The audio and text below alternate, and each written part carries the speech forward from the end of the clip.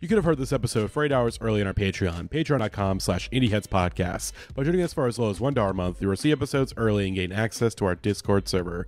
All of our upcoming episodes will be up on our Patreon for 8 hours before it hits our public podcast feeds. But if you're hearing this via our Patreon feed, we thank you so much for your support. We especially want to thank our Real Ones patrons, including Becca Etienne, Georgia Mikowski, Rana Cruz, Alan S., Josiah Duncan, Jenna LaFleur, Matt Cameron, Right in the Back of My Dracula, Pablo Escobar's Hippos, Jackson Chris, Alec Felder, Sandy Nemo, Jeremy Bowl, Alex Gershmanoff, Jonathan David, Sarah Moore, Max Kapazinski, Mark Barry, Aaron Hilsamer, Darian Fisher, Garris420, Cal50, Doodoo Ass, Chris Wade, Jacqueline Kanaga, Jake Wald, Eraserhead Baby, Rob Marino, Max, Dylan, Waffle113, Gavin 490 Freak, and Mace Farms. To become Area 1, consider supporting us for $5 a month on Patreon, where you'll see a bonus episode every month and get a shout out at the top of the pod.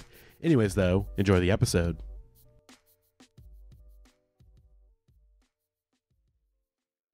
Oh boy, Rose, what are we doing? What are we doing? We're bopping Max, hopefully live on air. Hopefully he picks up this call. We'll see. All right. Okay.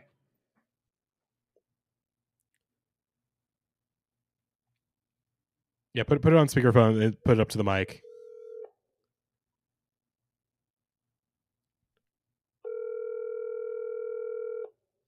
I'm gonna be so mad if he doesn't pick up. Your call has been forwarded to an automated... Oh, fuck you. Fuck you. Hang on. All right. Hang on. He's busy. He's busy with a bunch of words I'm not allowed to say on air. Again, hang on. Let me make sure I have the right... let's see. If I have the right Max, no, it's not the right Max. I'm so mad, dude. If he doesn't pick up again, can we let that run next time? Because I need to know what Max's answering machine message is. Oh, it was like okay, yeah, hang on. I'm gonna call Max. Hang on. Let me call Max. I'm so mad. I was getting ready to do a hard bop, like a super serious bop. Oh, I just got it. Hello, baby.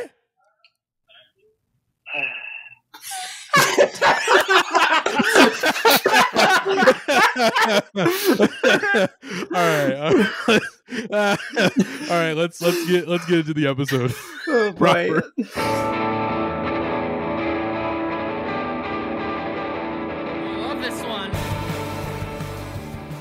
Hello, everybody, and welcome back to a special episode of the Big Bopper Podcast. I'm your host, Matty, Prince on Twitter. On this episode, I am joined by Lily and Rose, and a very special guest. A very special guest to the podcast once again. Welcome back to the pod, Taylor Grimes, editor-in-chief of Swim Into the Sound. Taylor, welcome back. Thank you for having me, guys, for this. There's nowhere I'd rather be. This is my favorite topic, so really grateful to be here. Mine too. Yes. Mine too. We're about to have a lot of fun. At least some of us are. Yeah. Well, yeah. While I introduce myself as the host of this podcast, I am very much not the host of this episode. I am very much an interested listener of this episode. Just you know, I'm a curious listener as we have a sequel of sorts, a sequel episode of sorts of. So, of course, we talked about Christian rock music on a previous podcast episode earlier in the spring, and this is the sequel of sorts. And Lily, what is the episode that we're doing today? We are doing a survey of the 2000s Christian metalcore scene, which I contend is one of the strangest and, for better and worse, fascinating and enormously consequential kind of music scenes to exist in the 21st century. This stuff like really, really runs deep. I would compare this to like a heavy bass distributors in terms of like, it's not just that this stuff is like kind of weird and cursed for the most part, but like it kind of had implications going forward. And so, you know, this has been a hobby horse of mine. I mean, since I was, you know, a teenager listening to this stuff to no end. And yeah, at the end of our last episode where we talked about Christian rock music, you, Matty, were like, oh, well, this is a great episode. If anyone has like more Christian music for us to listen to, you know, send in a playlist. And I said to you, well, if you want to explore the heavier side of Christian music, that this is the fucking slop I was raised in. I could give you a whole tour of the Christian metalcore situation. And you said sure, and the monkey's paw curled.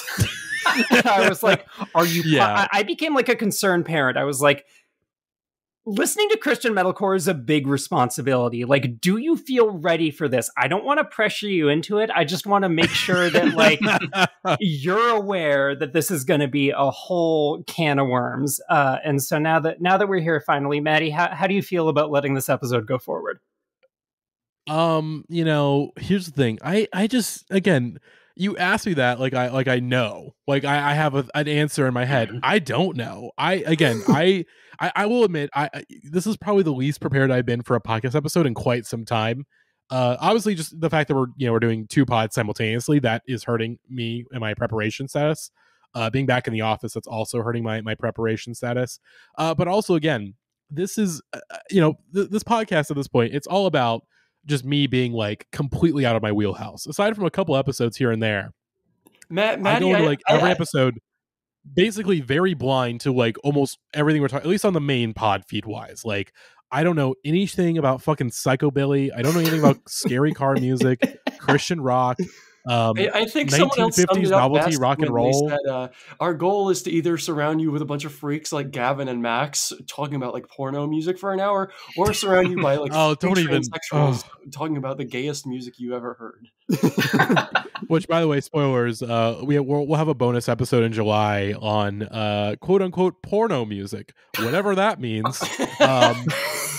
But yeah, this episode I am very much not prepared, and that's what I'm hoping for, because again, I'm not prepared. But again, knowing Lily and the fact that we have 2 experts of this genre here, I am so ready to learn about some guys. Like I am at the front of the classroom. I've got I've given the teacher an apple. I've given Lily and Taylor, my teachers tonight. They both have special apples, and I'm here to be the teacher's pet and learn all about Christian metalcore. Did you poison in them, Matty? Are you like trying to poison them? No. Is this why would I try to poison my 2 good friends? Maybe you don't like crabcore. Rose, if there's anyone, maybe him a crab apple. Rose, if there's anyone on this podcast that I would want to poison, like the last 2 people are like Lily and Taylor. Well, Taylor's a guest, so I would never poison a guest. Like, come on. But Lily is like the last. You're setting hard boundaries. You'd maybe poison us. You just wouldn't poison the guests, though. Oh, Rose, you're like middle of the pack. Like, you're like someone where it's like, I don't want to poison you actively, but you could easily swing that way. I have a feeling I'm going to shoot up the poison list by the end of this episode. We'll see. But if there's of course, the easy answer to who I want to poison the most. The easy answer to who I want to poison the most on the Indieheads podcast. Well, I think it's more like a 3-way tie. It's like a 3-way tie between like Gavin, Grant, and Barely March. Actually, 4-way tie: Barely March, why not Grant, Ivan? I feel like Gavin, Ivan. I was getting ready to say Ivan. Again, 4-way tie between. Again, it's like Gavin, because Gavin is a member of the podcast and is definitely responsible for hurting these hooligans around. Grant, because Grant has put together playlists that have led to my torture. Barely March for being a very strong ally with Gavin and bullying me, and Ivan for being the most irony poison person that I know. Listen, I would bump Grant down just a little bit, because I feel like Grant has done nothing wrong playlist wise. I think all the playlists. Grant is it's just everyone else's contributions to those playlists that send you down to hell. Like, this is starting to feel like the most problematic tier list. Listen, I'm just trying to get more people above me on the poison list, so that way I can stay low. I love Grant. I love Grant, but Grant is an accomplice to the violence that Gavin and Barely March and Ivan bring my way. But they're not on this episode. We're not talking about shit that they know about. Well, maybe Gavin knows about Christian metalcore. I don't know. He seems the type. Any kids like Underoath? It's a legitimate question. We're gonna talk about it. I very much enjoy. Yeah, we need it. Let's get into the things. Lily, what is our first song? Well, before we get into the first song, if you'll allow me, just since I have the apple, I'd like to do some table setting here, because I feel like any time in the past couple of weeks that I mentioned to people that I am doing a podcast on Christian metalcore, first of all, I have to disclose to them that that's a thing that I listen to in earnest still, despite the fact that I am not a religious person. And when I do so, beyond that, they usually have 2 questions, which is like, 1, that's a thing.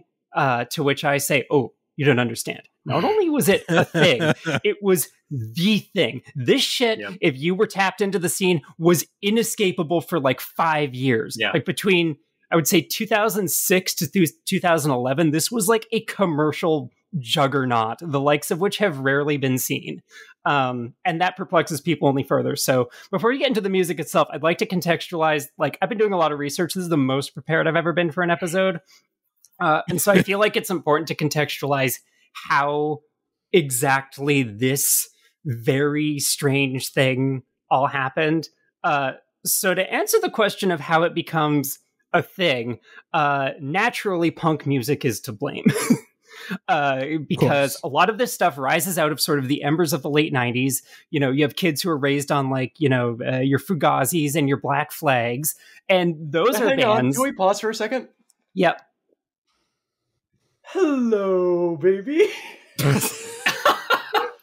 Nice try, Gavin.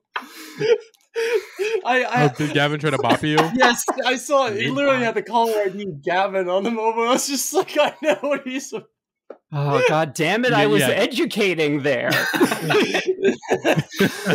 Oh, boy. It stems out of the sort of embers of like the 90s hardcore punk wave and like the kind of DIY scene wave, which are scenes that like are ostensibly preaching these like very leftist, like coastal elite kind of values, but you know, with like straight edge people and whatnot are doing so in this way that is like weirdly aligned with the dogma of like conservative Christianity. And so a bunch of these kids who are raised on this stuff, you know, once they are old enough to like play instruments, they take that and then just like Mad Libs some worship language into it, and thus a subgenre was born. And this happens like in exact concurrence with the rise of like metalcore proper, which to get really technical about it is, you know, just hardcore punk with like increasing amounts of metal influences. And, you know, you hear that in the early bands of that time, like your Earth Crisises and your Agnostic Front, but eventually it kind of just becomes its own thing, which we will get into.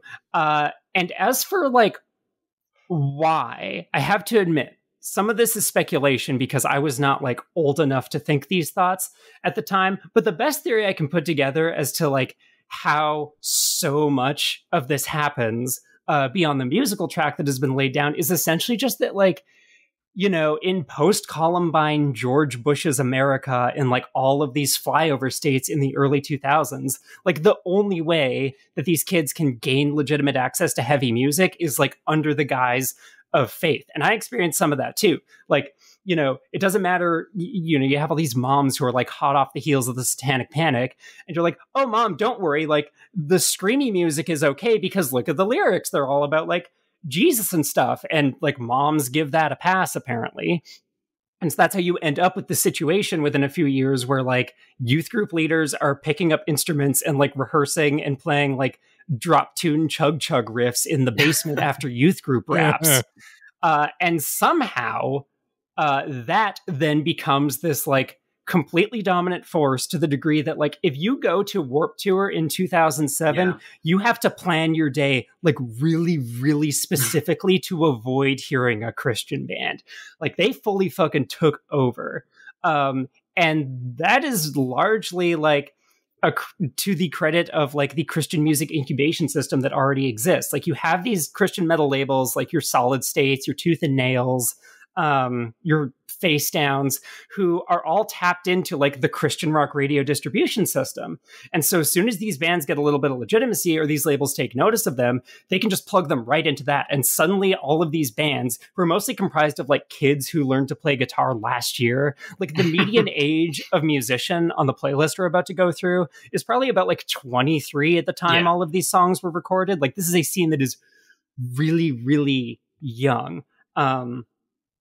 And so, thanks to that, these bands get like a ton of traction fast, and they have a de facto niche audience, which also really, really helps them on the marketing front. And then they are doubly helped by the fact that like through whatever happenstance, all of these labels, Tooth and Nail especially, have like incredibly savvy marketing teams who are really, really good at branding and pushing these bands on kids, and also at downplaying the sort of Christian element of their whole deal so that, you know, for example, if a young girl, let's call her Lily hypothetically, is to come across a copy of Alternative Press magazine in 2008, and, you know, she's thumbing through the ads, you know, I'm just seeing the artwork for, you know, the Survive Kaleidoscope live album by Underoath. I'm seeing Safety in the Sea by Sever Your Ties, An Ocean Between Us As I Lay Dying, and I'm just like, oh, you know, these album covers seem cool. I guess I'll like blow an iTunes gift card, you know, seeing what this is all about without having any idea that these are all faith-based bands. Yeah. And that is how I, a person raised in a staunchly atheist household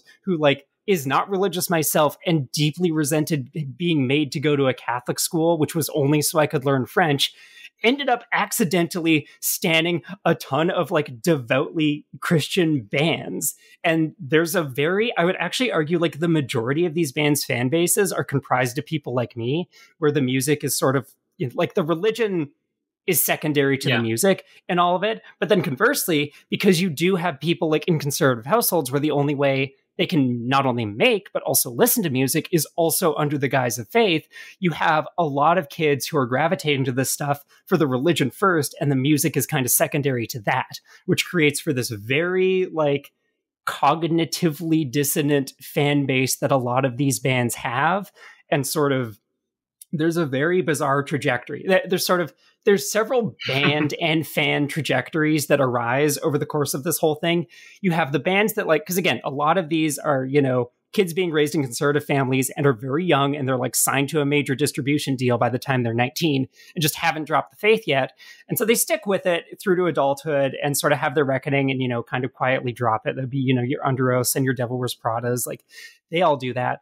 On the other side of the fence, you have the bands who like double down completely, and as this bubble, because it is a bubble, starts to burst, they like go farther to the right, they get more conservative, they get more devout, and you know, there's a faction of their fan base that either like leaves them or goes with them as a result of that. And then you also, because this stuff got so fucking big, you have the third category of bands that like eventually just start saying they're Christian to get traction faster, because they see all these fucking bands leapfrogging them, and they're like, I want a piece of that pie. It's a built-in audience. Yeah, like, totally.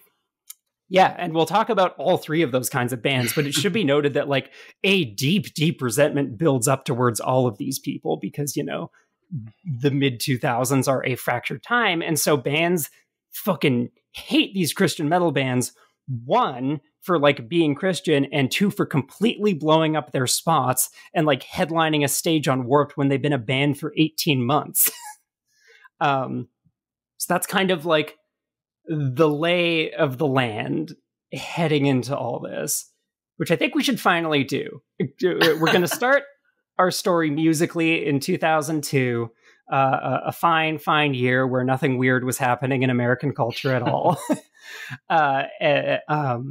And yeah, this to me is the moment where like all those sort of like nascent hardcore and metalcore influences fuse with the culture in the way that like finally makes this the thing that we really know it to be today. So we're going to start the music with, in my opinion, the only song that this playlist really could have started with. I think this is the spark that lights this entire explosion, sets the whole thing off.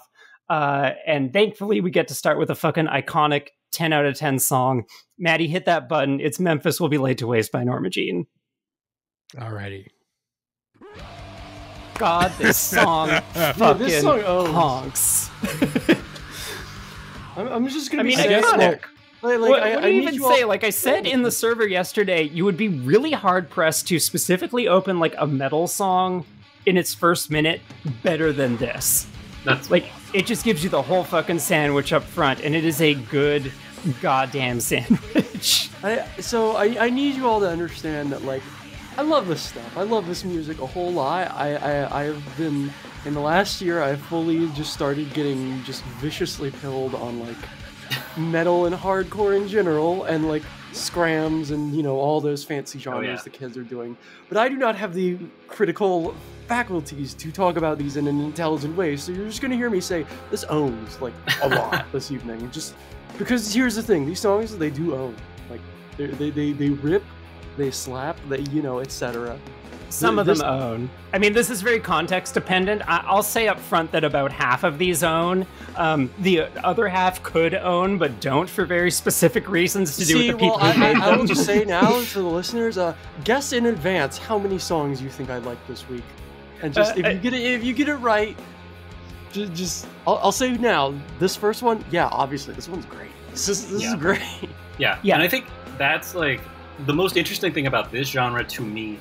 Is why I love that you and Matty are here, is to get the perspective of people who have no nostalgia for this, no context, and like how Lily and I feel about this type of song versus how it sounds to someone listening for the first time right now. This part is this is incredible. One of like the top 3 breakdowns, I would argue. Agreed. Just completely iconic. So is the one at the end. Yeah, and this song has aged kind of shockingly well. Some of the stuff on this playlist has aged terribly, but the fact that there is this kind of like scrams and metalcore revival going on right now, the song has looped back. Like we're in the right moment of this nostalgia cycle where like this still hits. Like this still kind of feels fresh and contemporary, if only because a bajillion bands are like still ripping it off to high heaven. Like this is the song that launches a bajillion identical breakdowns. Yeah. Everyone at once is just like, oh, you can just do that, and that's a song. And some bands run with that in the totally right direction, and then it also does, unfortunately, like kind of create this monster as well, where the other contingent is people who are like, okay, breakdowns equal songwriting.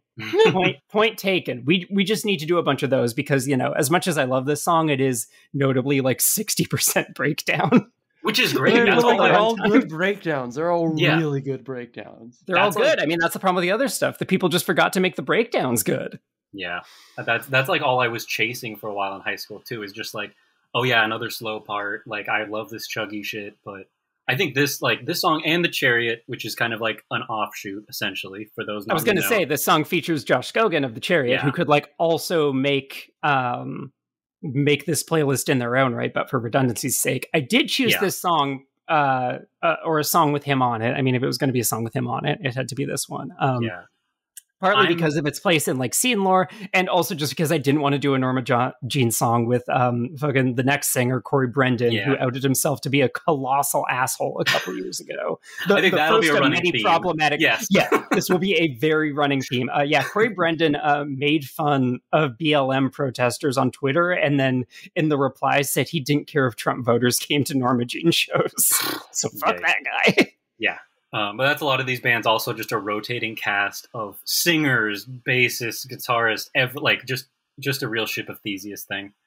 This is like the Norma Jean song, and I've just always loved like they have a really great like that. The vocals are so visceral, and that guitar it's like really pounding and just powerful, and that's kind of like it is hard to surpass that. Honestly, like there's a reason that this is kind of the song here, and especially starting this playlist off like.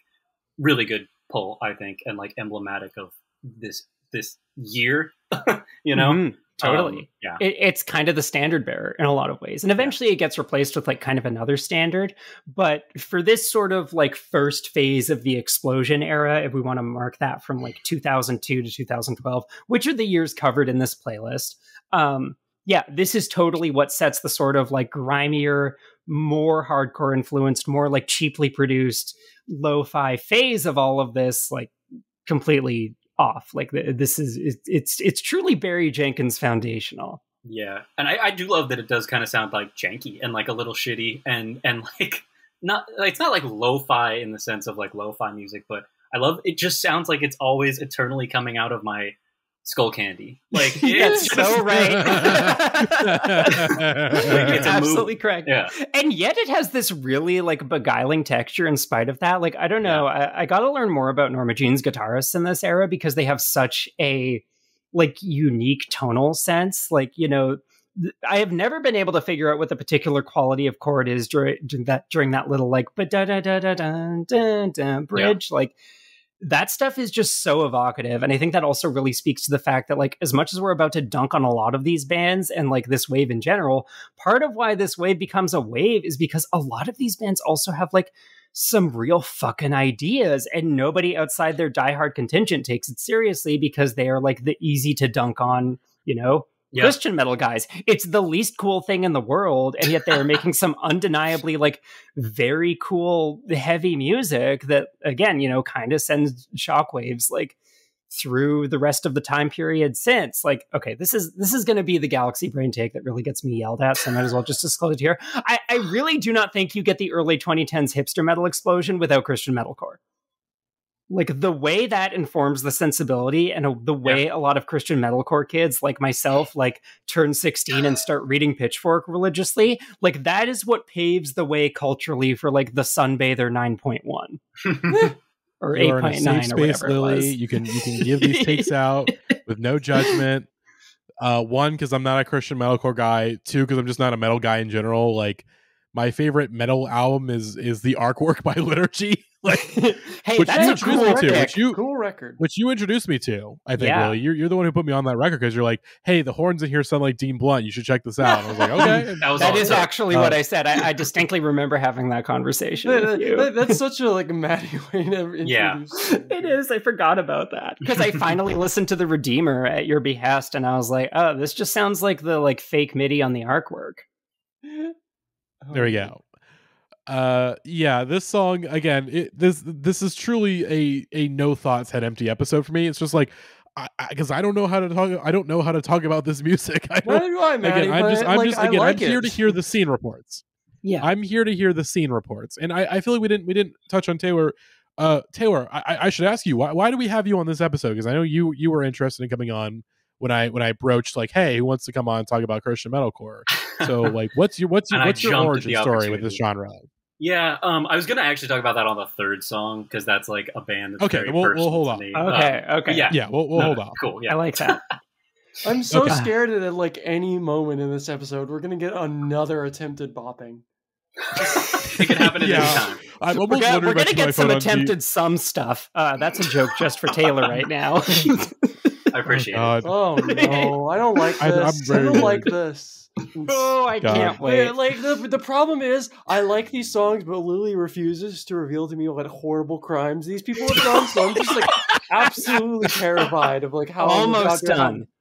Tried to do and been too stupid to pull off. That's the key distinction here. Wait, are we going to talk about is one of these bands the one where the guy hired like a hitman to kill his wife? Sure is. Oh yes, that shit! Band. Actually, okay, I don't know what band it is. I don't remember which band this is, but I do know that there's again. Okay, I'm very excited. Lily, what is our next song? Our next song is "Number Days" by Killswitch Engage. Alrighty.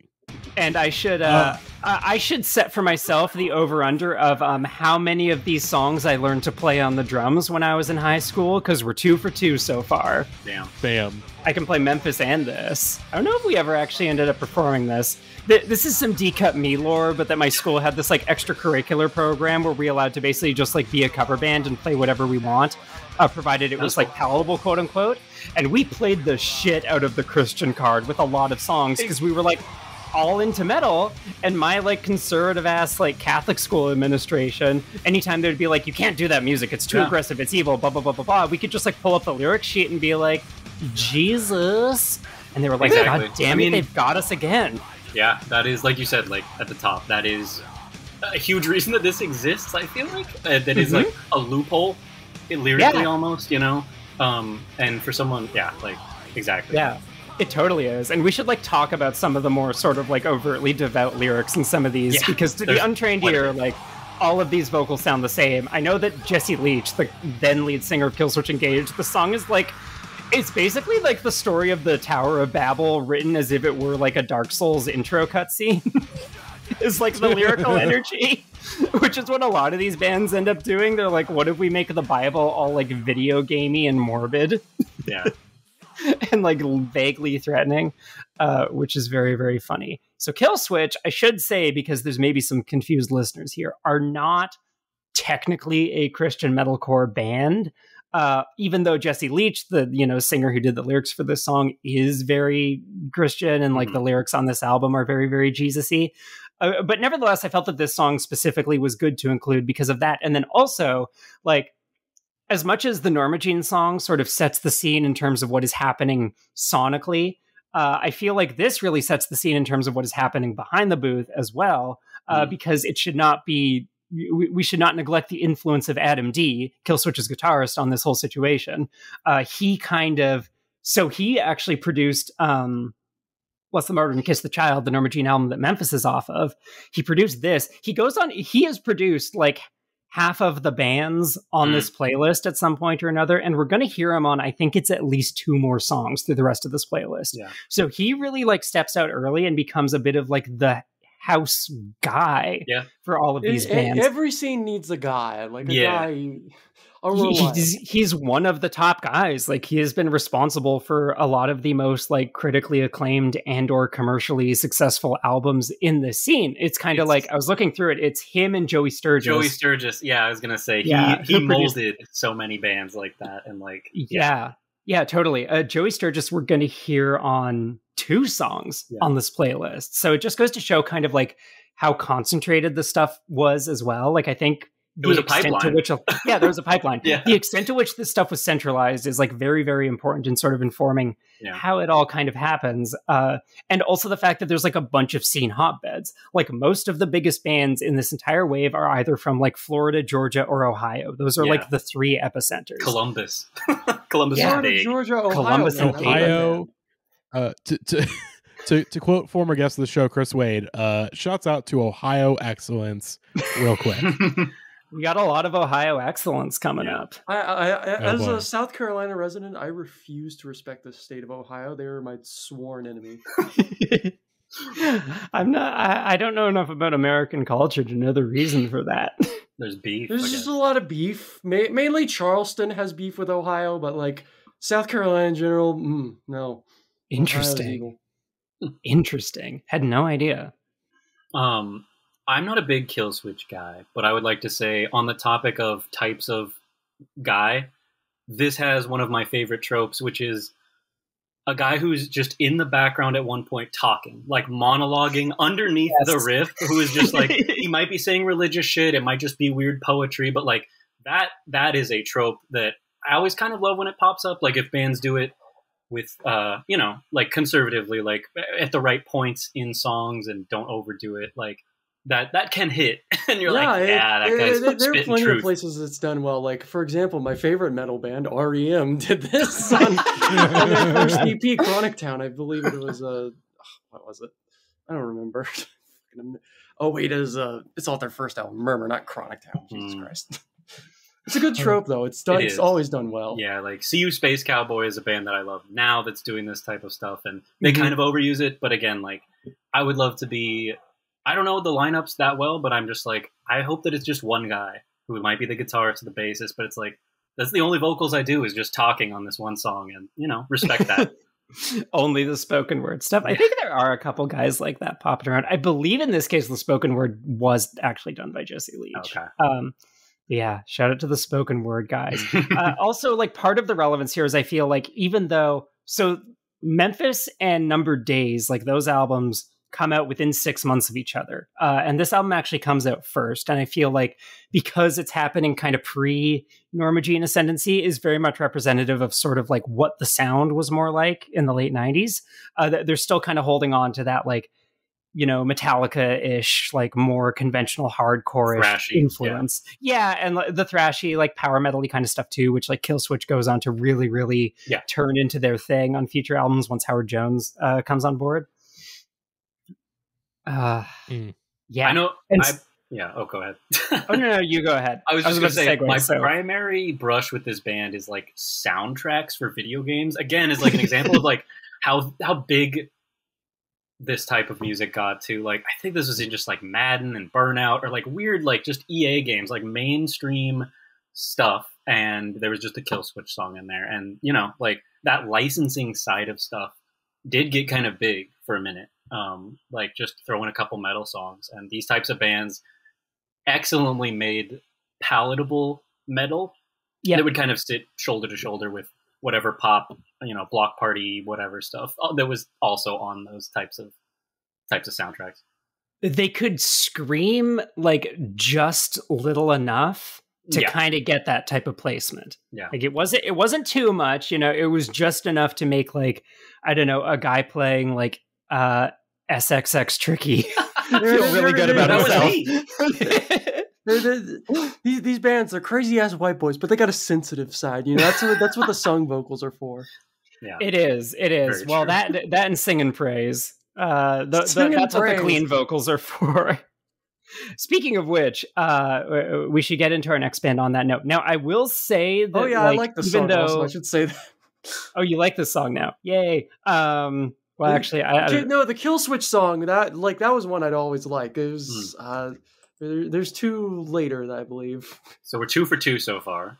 Yeah, we're 2 for 2 so far. I would say we're 2 for 2 so far. We're starting off strong. I learned to play Number Days on drums, and I still think it's like a pretty good song. If you're after this sort of like slightly more meatheadish stuff, which I'm not so much, but like it still works. So before we get into the next band, I do want to disclose that like even though this is meant to be a kind of scene history, this playlist isn't strictly chronological just for the sake of episode texture. Otherwise, it would end on the biggest fucking bummer ass whimper of all time.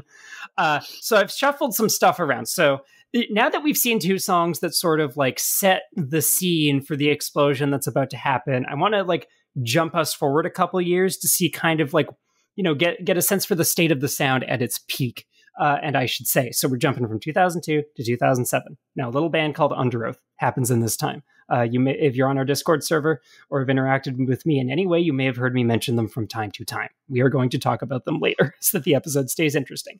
But I do just want to say that they are like kind of the guys who take this whole thing supersonic and really set the palette for this like much more mallcore adjacent stuff. And I think this next song really sort of embodies what 90% of this music sounded like, and what like if you say the words Christian metalcore to someone, like this is the type of thing that they hear in their head. So let's get into it, Matty. Let's cue up that next song. Oh boy. Which let's see. So just play it, or do we want to introduce it? I just introduced it. Oh, Matty was looking at his phone.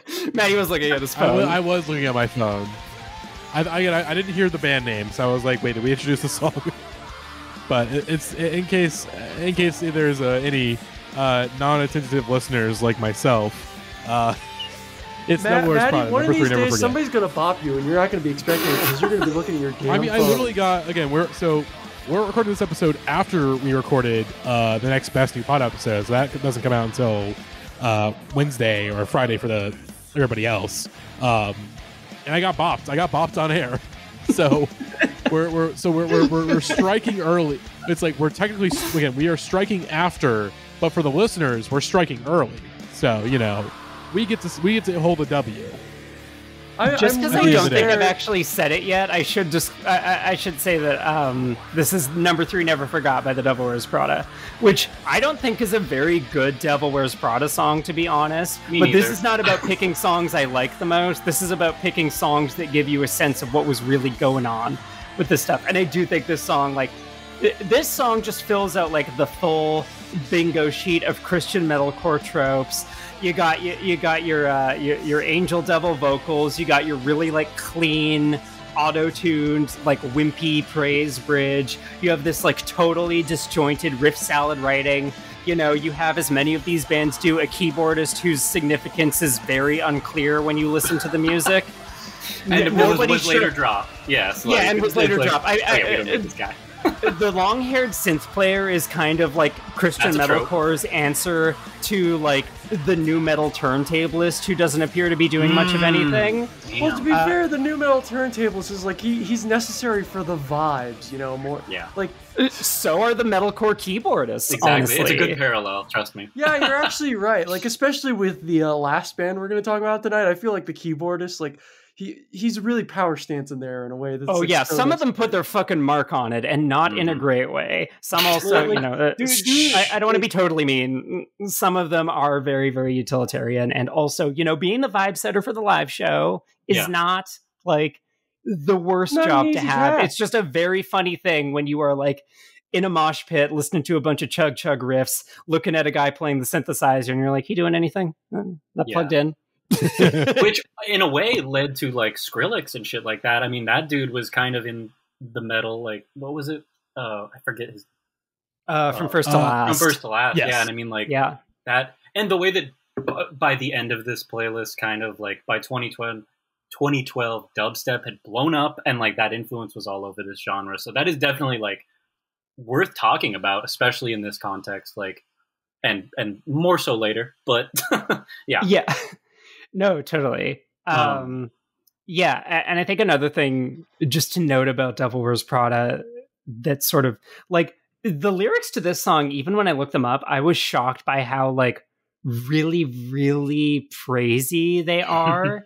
Like a lot of people, because the lyrics aren't entirely intelligible, both sung or screamed, to be honest. Yeah. Like a lot of people, you know, it's very easy to overlook the actual content here. And if you read like vintage Devil Wears Prada lyrics, and they're one of the guys who eventually dropped the Christianity stuff altogether very, very like staunchly, you're like, oh, these guys were like hardcore back in the day. Like they were kind of famed for taking themselves really, really seriously. Mike Ranica, the lead singer, I think is like, God bless him, but does not seem like a man who's ever made a joke in his life. I remember very clearly reading in an interview, because people kept asking him about like how they got that band name. And the story as he tells it is he like walked through the room and like his mom or whatever happened to be watching it, or like was reading the book.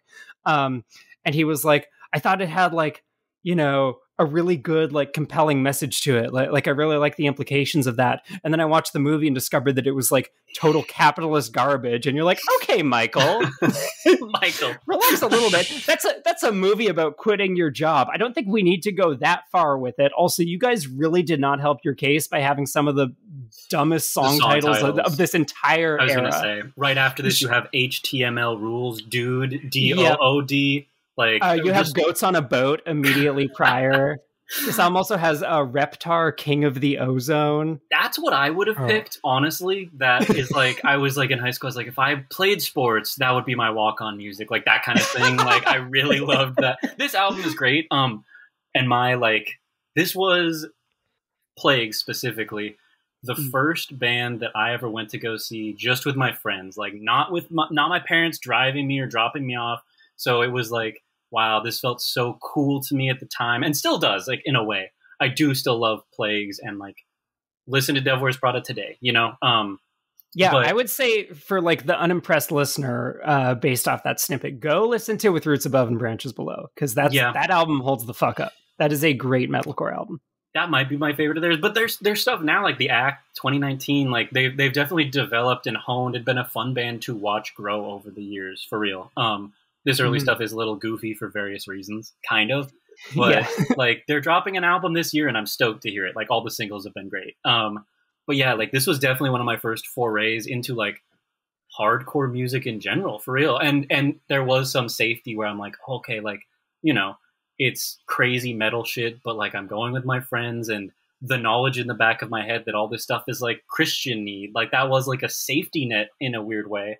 And was just like, I don't know, it was an incredible concert. I remember like never felt anything like that, like just coming out of it sweaty as hell, having witnessed my first pit and stuff like that. So this is a very like sentimental album to me, and I still love it. And in my opinion, it holds up.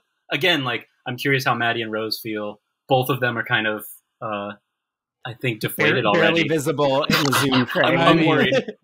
Well, listen, again, like I said, here's the thing. I like this. We can only see Rose's forehead, and like just barely right now, by the way, listeners.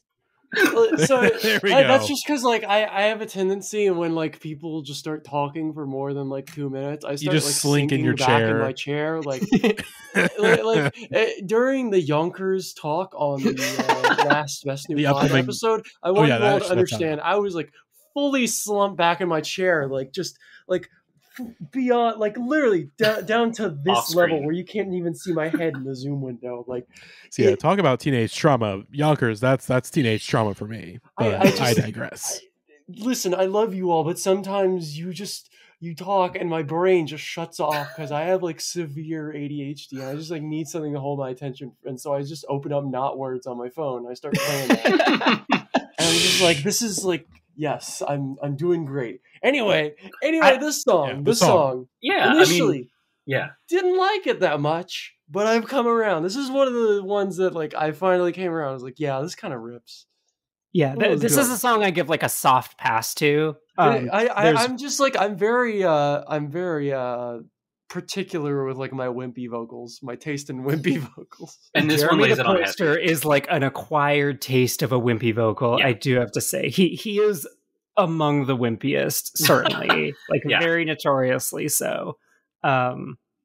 And I think I actually want to highlight the wimpiness, or like the wimpy factor, if you could call it that, because I think that's very important to the other side of the backlash to this music, because now this is like, we're at the era where like Devil Wears Prada is on like the Warped Tour headliner list. Yeah. And like all of these bands are selling out tours on their own, and all these like old head metal guys are like, what the fuck? Yeah. And part of that is some like sour grapes over the, unreal success of that, but it's also to do with the fact that, like, not coincidentally, a lot of this stuff appeals to like young women, and it's not like hyper masculine or anything. Yeah.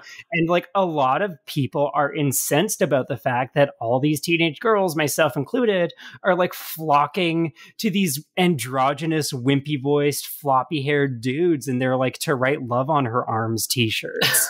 That look is so important, actually. Like, this is the beginning of skinny jeans and deep V-necks and swoopy hair. And like, there was definitely a vibe that, again, I do think like led to some of that like hipstery skinny jean, like that Venn diagram is there for sure. Mm-hmm. Yeah, 100%. And yeah, just to like drive the point home, like the inherent androgyny and sort of like lack of hypermasculinity to all this stuff draws a lot of backlash from the old guard, and like a lot of slurs get thrown at these bands of various nature. Mm-hmm. And I think that's like a very essential thing to highlight, and part of why this stuff is sort of like endured. And like, on the critical side of things, I'd like to think I'm a part of this, is that like now a lot of the young marginalized people who were never allowed to participate in this stuff at the time are able, like, who have studied the fucking metalcore songwriting book to a T, are now coming back and like outclassing all of this original wave of bands, which it like just heals my little teenage heart so much. I really do have to say. For sure.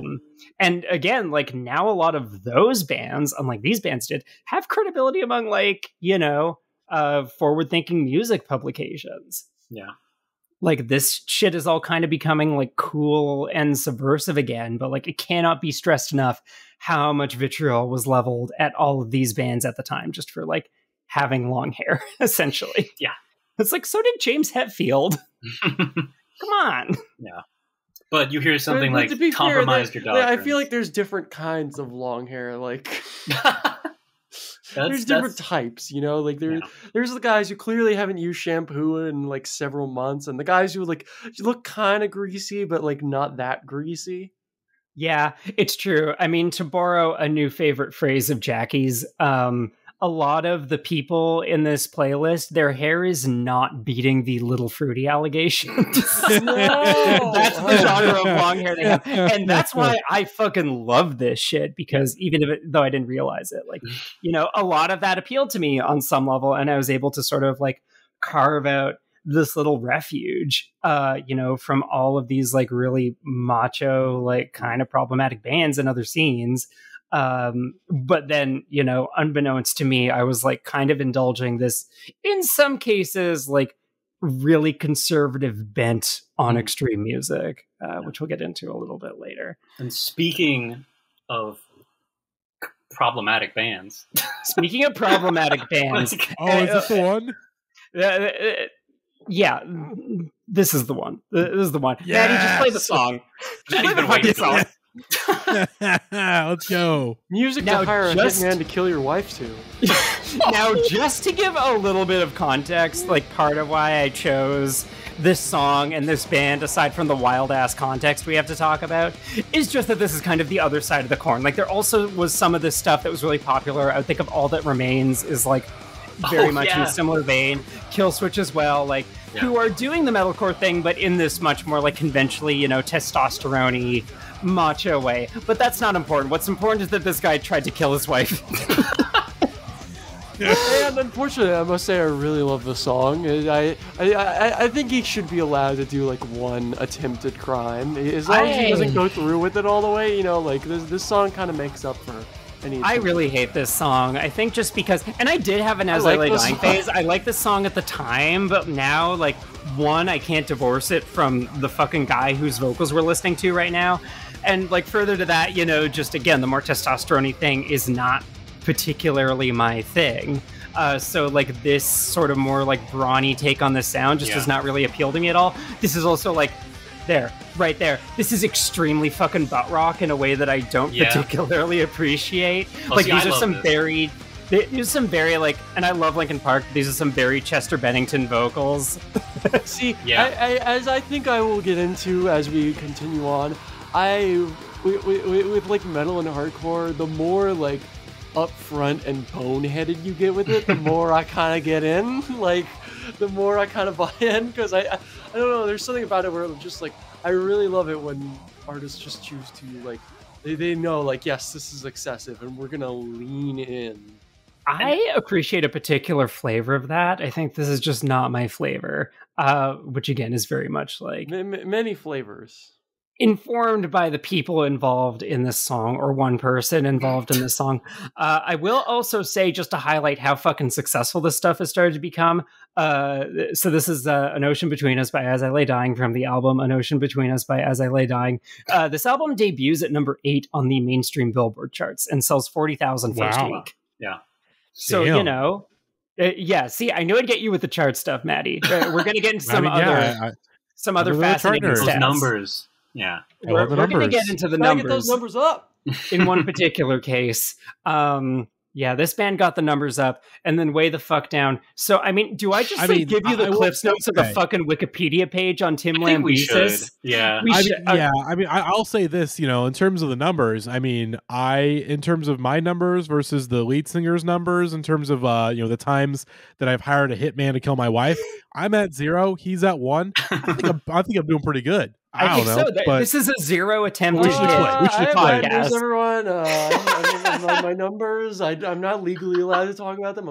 They're tied up in some stuff right now, but we'll know in a little while. You'll all know. Oh boy. Okay, give us the Cliff Notes. The Cliff's Notes essentially is that Tim Lambesis, the lead singer of As I Lay Dying. So the first thing is that according to like a friend of his who is cited in a bunch of the articles about this, it started when he started like going to the gym really, really obsessively and getting like roided the fuck up. Like apparently this starts from the fact that like in the early 2010s, he essentially gives himself like pro wrestler brain. Yeah. That's a thing too. That's the type of guy. Like the dude getting fucking ripped, like the front man especially, like, oh, I've got to be tough, and like, it's like part of the look for them, and then leads to, in this case, a lot of other wild shit. It does. So yeah, he starts like pumping iron and roiding up like crazy. He becomes like Vincent Landon to tan. And at some point in all of this, essentially just gets the like great idea, like just turns to like, oh, you know what the problem is my fucking wife. Like, maybe I should just take her out. And according to this friend, is saying all of this shit like out loud in the middle of a public gym. Like, is not being low key about it at all. And the idea is, it's like that recent on an episode of Barry. It is. God damn it! Holy shit! Same brain. He starts talking about it a bunch. Like the guy's not being low key whatsoever. And then decides like, okay, you know what? I got the money like built up, which apparently was 20 grand was the amount he agreed to pay. So he goes to 20? Wow, I'd probably make that dude pay a lot more. Yeah. So he goes to a hitman with the 20 grand in hand. That was an accidental rhyme. And the hitman, it turns out, is an undercover police cop, and he is arrested. Police cop. Oh my is an God. Undercover. I'm a little bit drunk. This was a beer episode for me. Is an undercover police officer who arrests him immediately. God damn.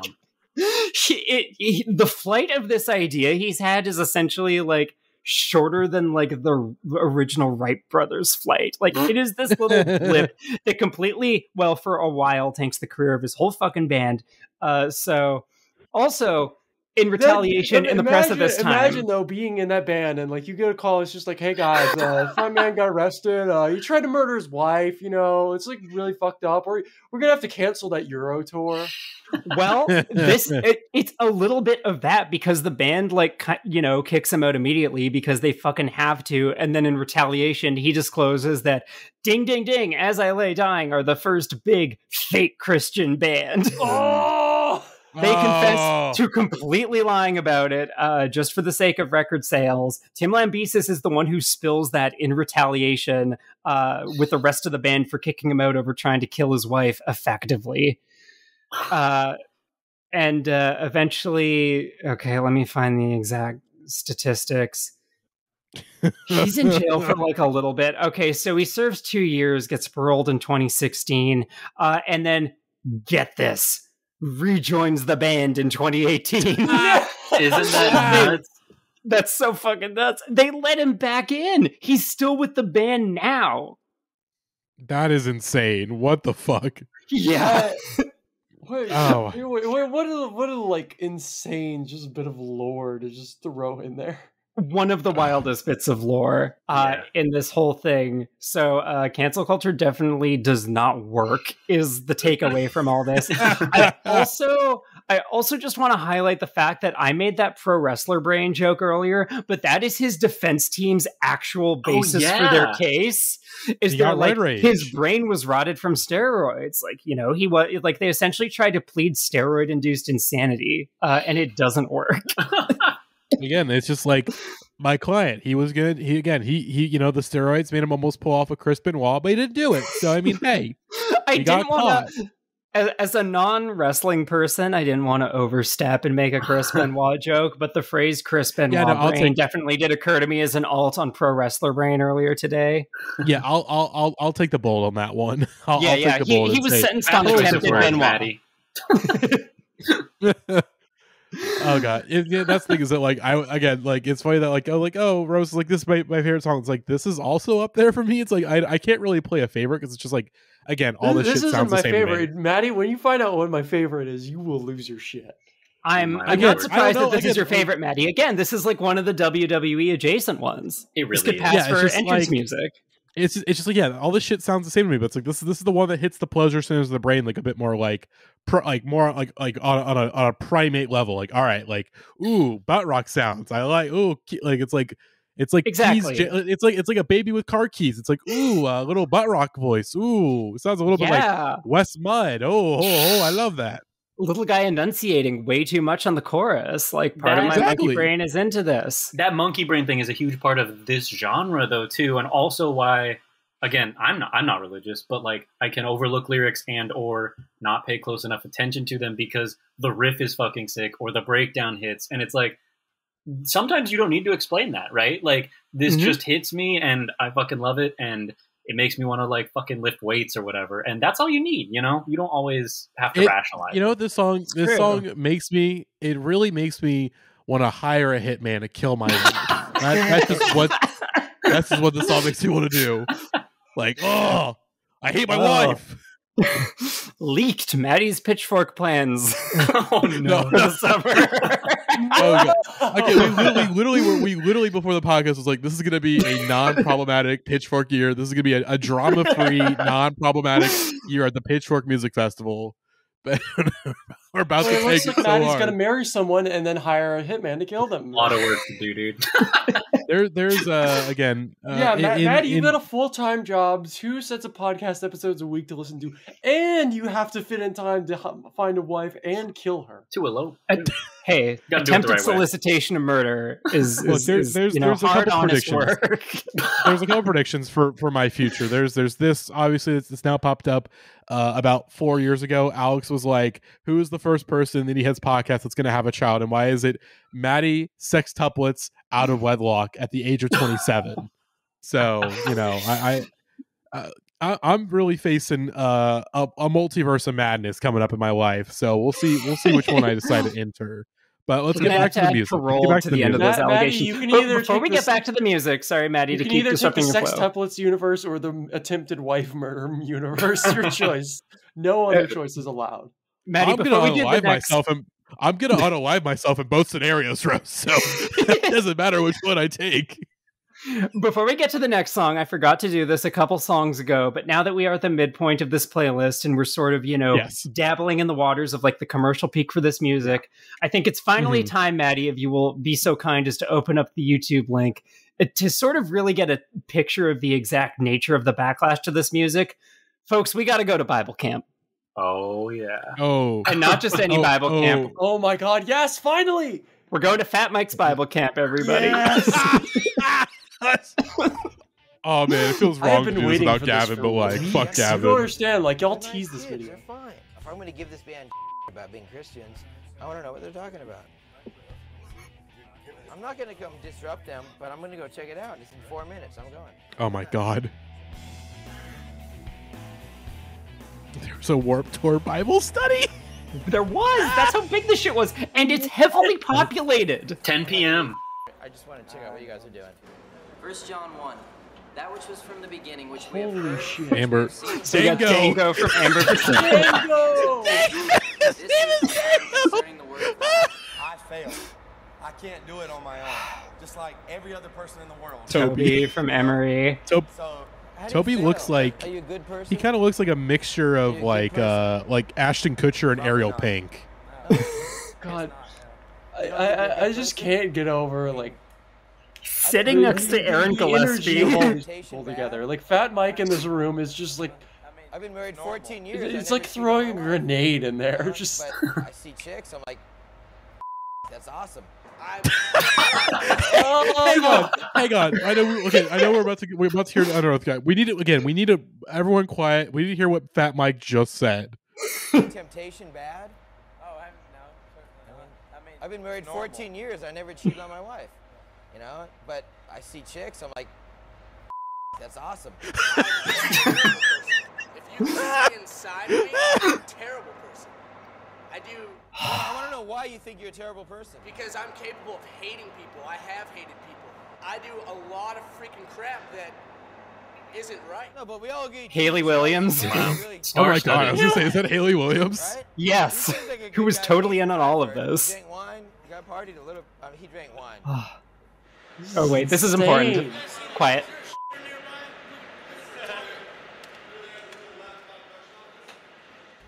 Mexicans, man, get out of here! no! Wait. You know that dude? Yeah, he's in my band. Do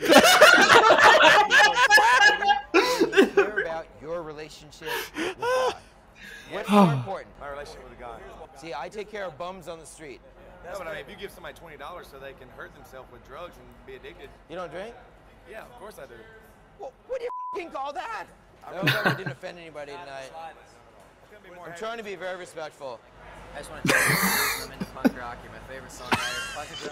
Yeah, dude. The fucking Silverstein shirt. I just believe punk rock should be offensive. And I like to offend people. And I totally understand where you're coming from. And did you hear my joke yesterday? Yeah. That Underoath don't believe in dinosaurs? Yeah. That's good. He's a Jew. Oh my God. Shut the up while we're sweating. You have a Oh, who the fuck is that? Don't know. I have no idea. I never watched as far as this teaser. This is a time capsule. You guys. It is. We need to watch. Okay, so this is from. Wait, go on, Matty. I was gonna say this. So this clip that we just watched is from Warped Inside Out, which appears to be a reality TV show about Warped Tour, and I need to watch every single episode of this show.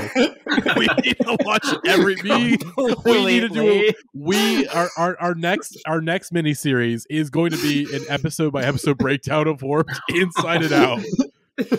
So these two eras do not overlap at all, but for some reason my brain is just imagining fucking the Arrogant Sons of Bitches just playing outside in the parking lot, just playing ska while all of this is happening. Probably. Actually, no. Yeah, I know. That's what I'm saying. The eras do not overlap. That band was like early Warped Tour. Oh, I didn't even know that. God, it's just I was gonna say, I don't think Bomb ever did.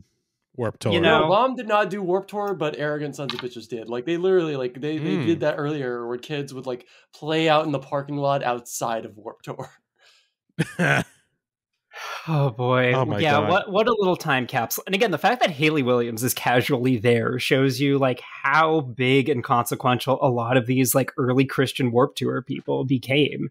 And just shit. As an Underoath stan, you know, just the things it does to my heart to see tiny little like 20-year-old braces having, still looking like a 40-year-old man, Tim McTagg, you know, just rail into himself with a religion-induced self-loathing. You're just like, and the fact that Aaron Gillespie, I'll get Taylor to back me up on this when he comes back, one of the songwriters of his generation, maybe of all time, is the one who lobs Fat Mike the perfect "he's in my band" delivery is just utterly wild to me. That's like a man that I have like I'm not religious, but a near religious level of respect for. And it's so wild to see him in this context.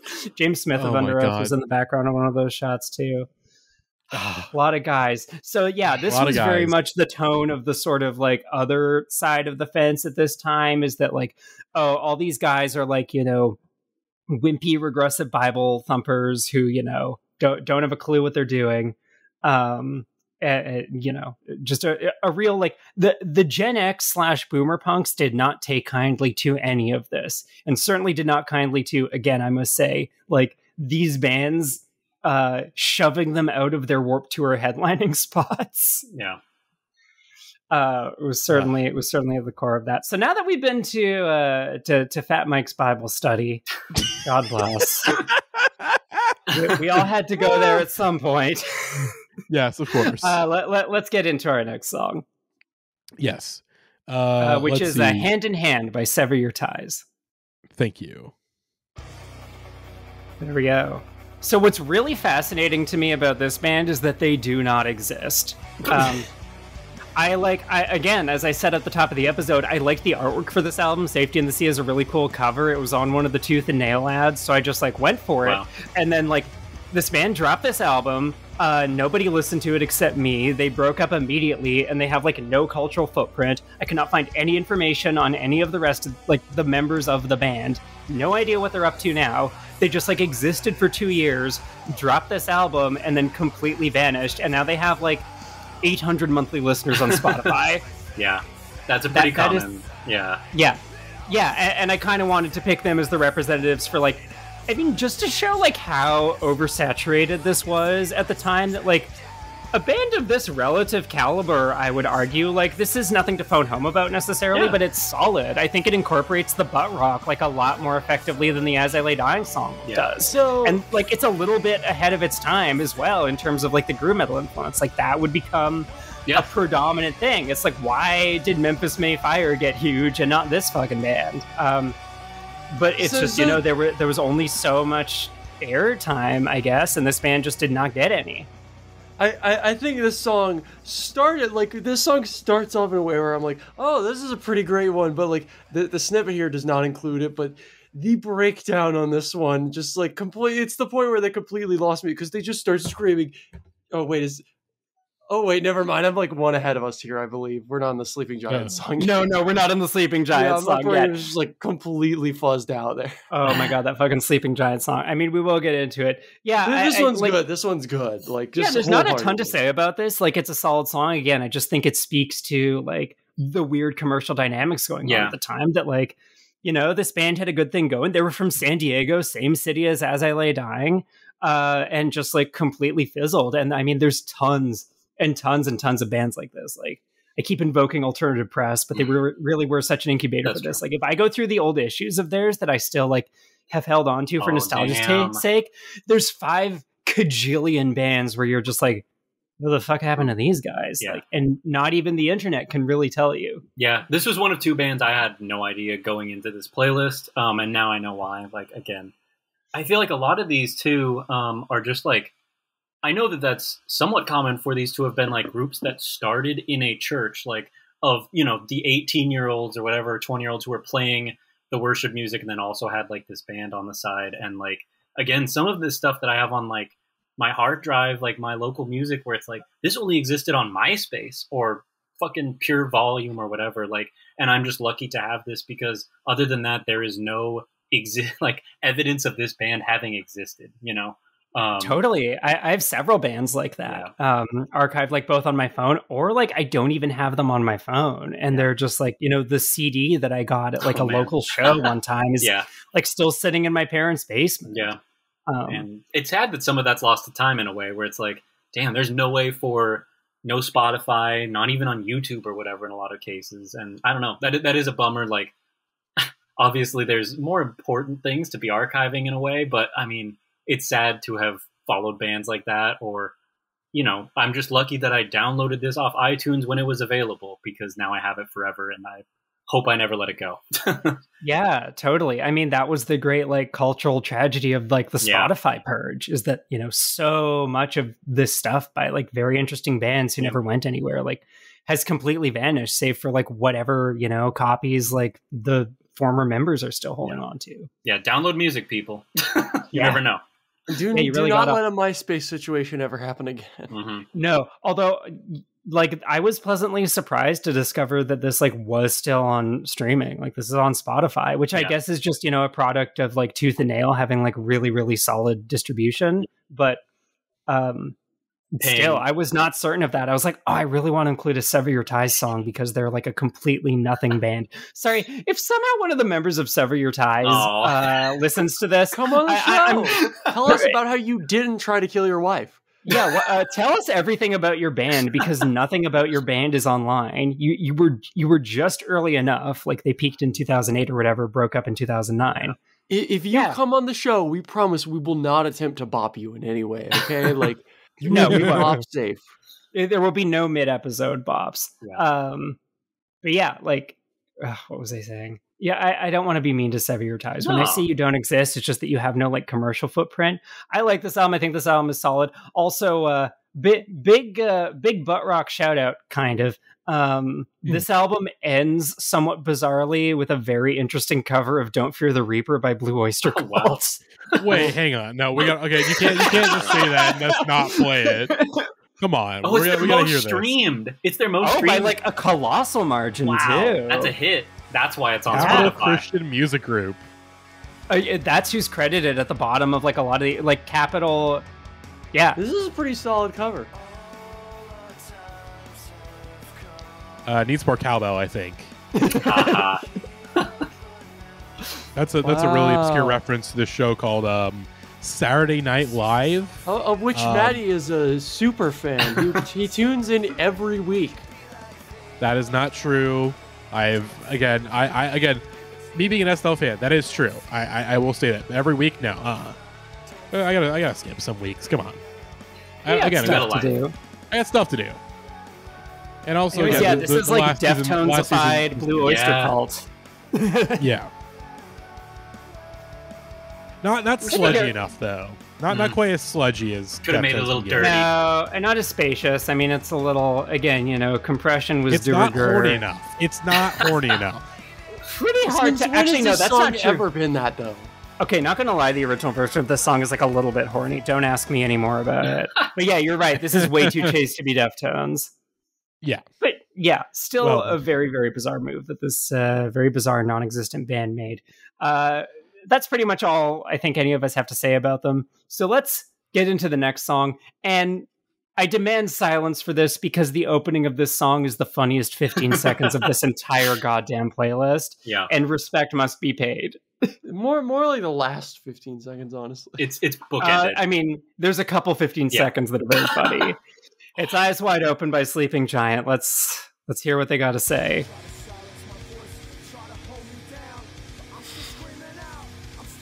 It's like Christian Zach De La Rocha.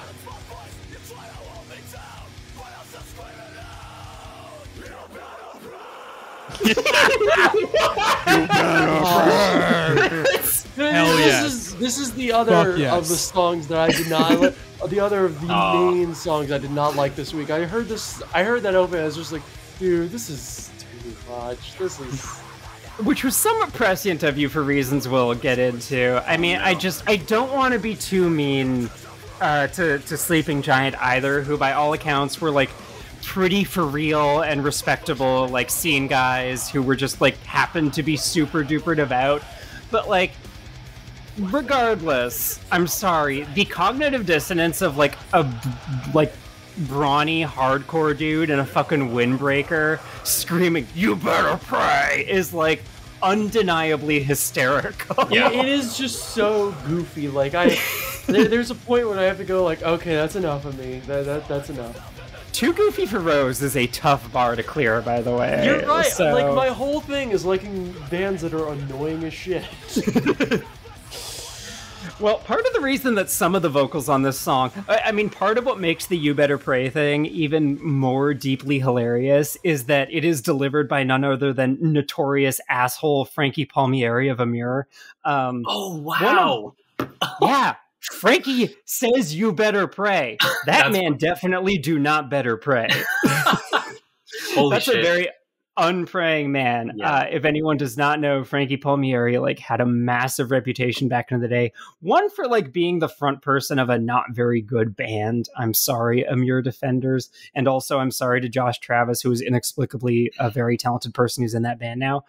But also gained a massive reputation for just like really like trolly dickish edgelord, like proto-incel behavior on Twitter. The man loved to say a homophobic slur. He loved to say a racial slur online.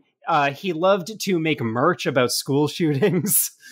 Jesus Christ. So much so that one of the guitarists of Amir at one point quit because without telling the rest of the band, Frankie Palmieri named the opening track of their album Bring a Gun to School without telling them.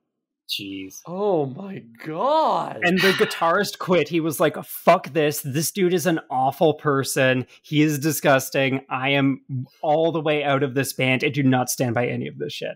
I believe that song is Christian G.G. Allen, basically, right? No. So he's like the guest vocalist on this song. He's not a member of this band. Okay. It's just very funny that like that's the person the least Christ-like man of all time is the one delivering the "You Better Pray" line. No, the rest of these guys, like I confess, I sort of decided to throw Sleeping Giant on in the process of my research. I was never into them back in the day. I kind of like learned about them after the fact. Sleeping Giant otherwise are like pretty unremarkable. Again, they're just like really devout kind of like classic hardcore dudes. Yeah, like, I love I do kind of love the hardcore guy, like tough talk up front, even though it's so funny. Totally. But like, to me, a lot of this stuff, that lyric is so goofy, right? But it's also like, I'm always a lyric second guy to vibe. And if it sounds cool, like this is the kind of shit that would have made me lose my mind in like high school. I would have been like, yeah. And I still am like getting pumped listening to it, like embarrassingly, but it's just like, totally. If it hits, it hits, like, right? Like, and I don't know, like that can we play that monologue at the end too, where it's like that very last breakdown is I've been listening to that song so much that I think I have it memorized. The timestamp. There. No, this is right back. Matty, go back like 20 seconds. Here it is. Yeah, very crucial little like hardcore spoken word situation. Yeah. Here we go.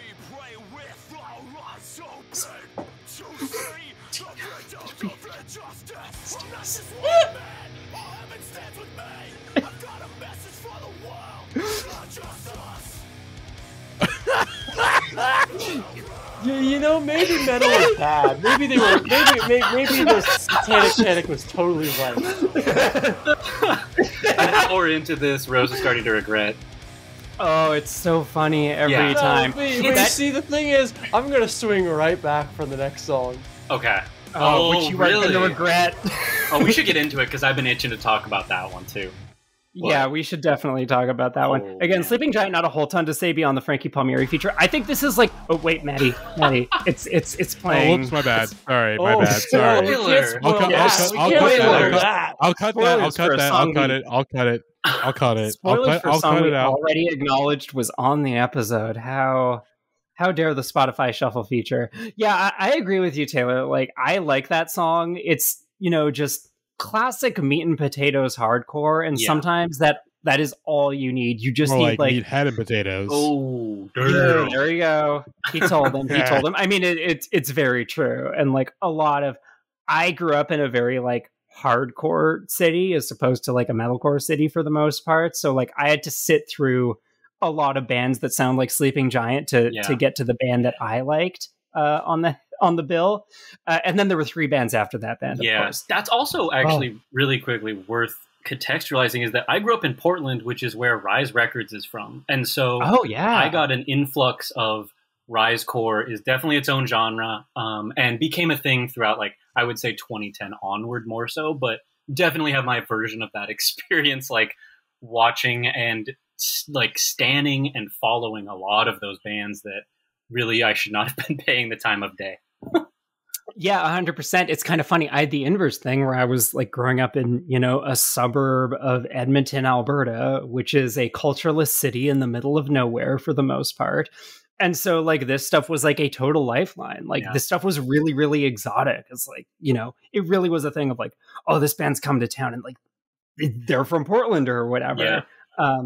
And I think that was the case for, again, why I keep saying like the flyover state thing. Like a lot of the kids in these nothing towns that these bands happen to like come up in and tour through. Yeah. Like 3 of the biggest bands of this whole wave are from Ocala, Florida, a city that doesn't exist. Yeah. And again, Warped Tour bringing like the network of like Warped Tour already being set up, bringing those things to those towns too, and like making it accessible, for lack of a better word, too. Like that's can't be understated.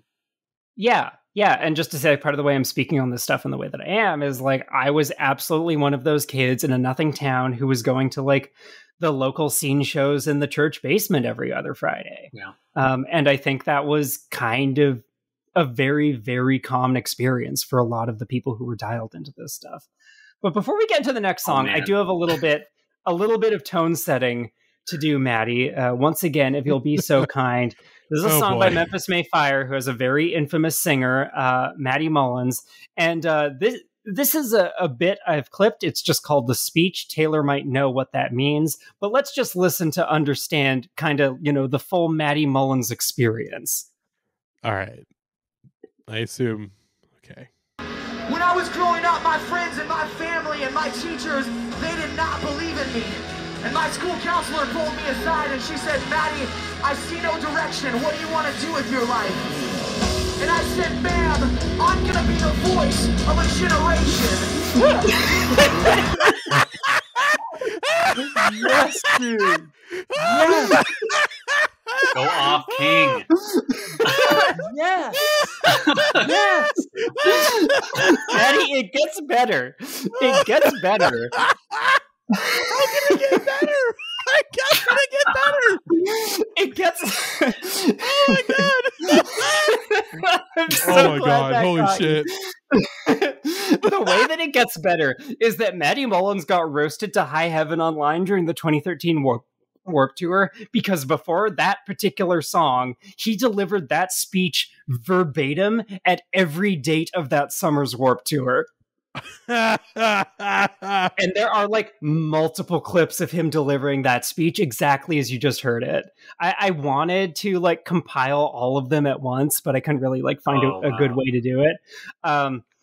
So yeah, Matty Mullins got a real reputation for being sort of like the pinnacle of like self-righteous savior complexy, like Christian metalcore frontmen, and for pretty good reason. And in his slight defense, like he's only like 22 or something in that video. Like I think he's growing out of it a little bit, but very much that was like the stink that was on Memphis Mayfire outside of their fan base at the time. And he got rightfully roasted for that very ham-fisted and self-aggrandizing speech, and also for writing this fucking song, Jezebel, my least favorite song on this playlist, one of the most horrendously misogynistic songs I've ever heard. Just start playing it, Maddie, so I can talk over it.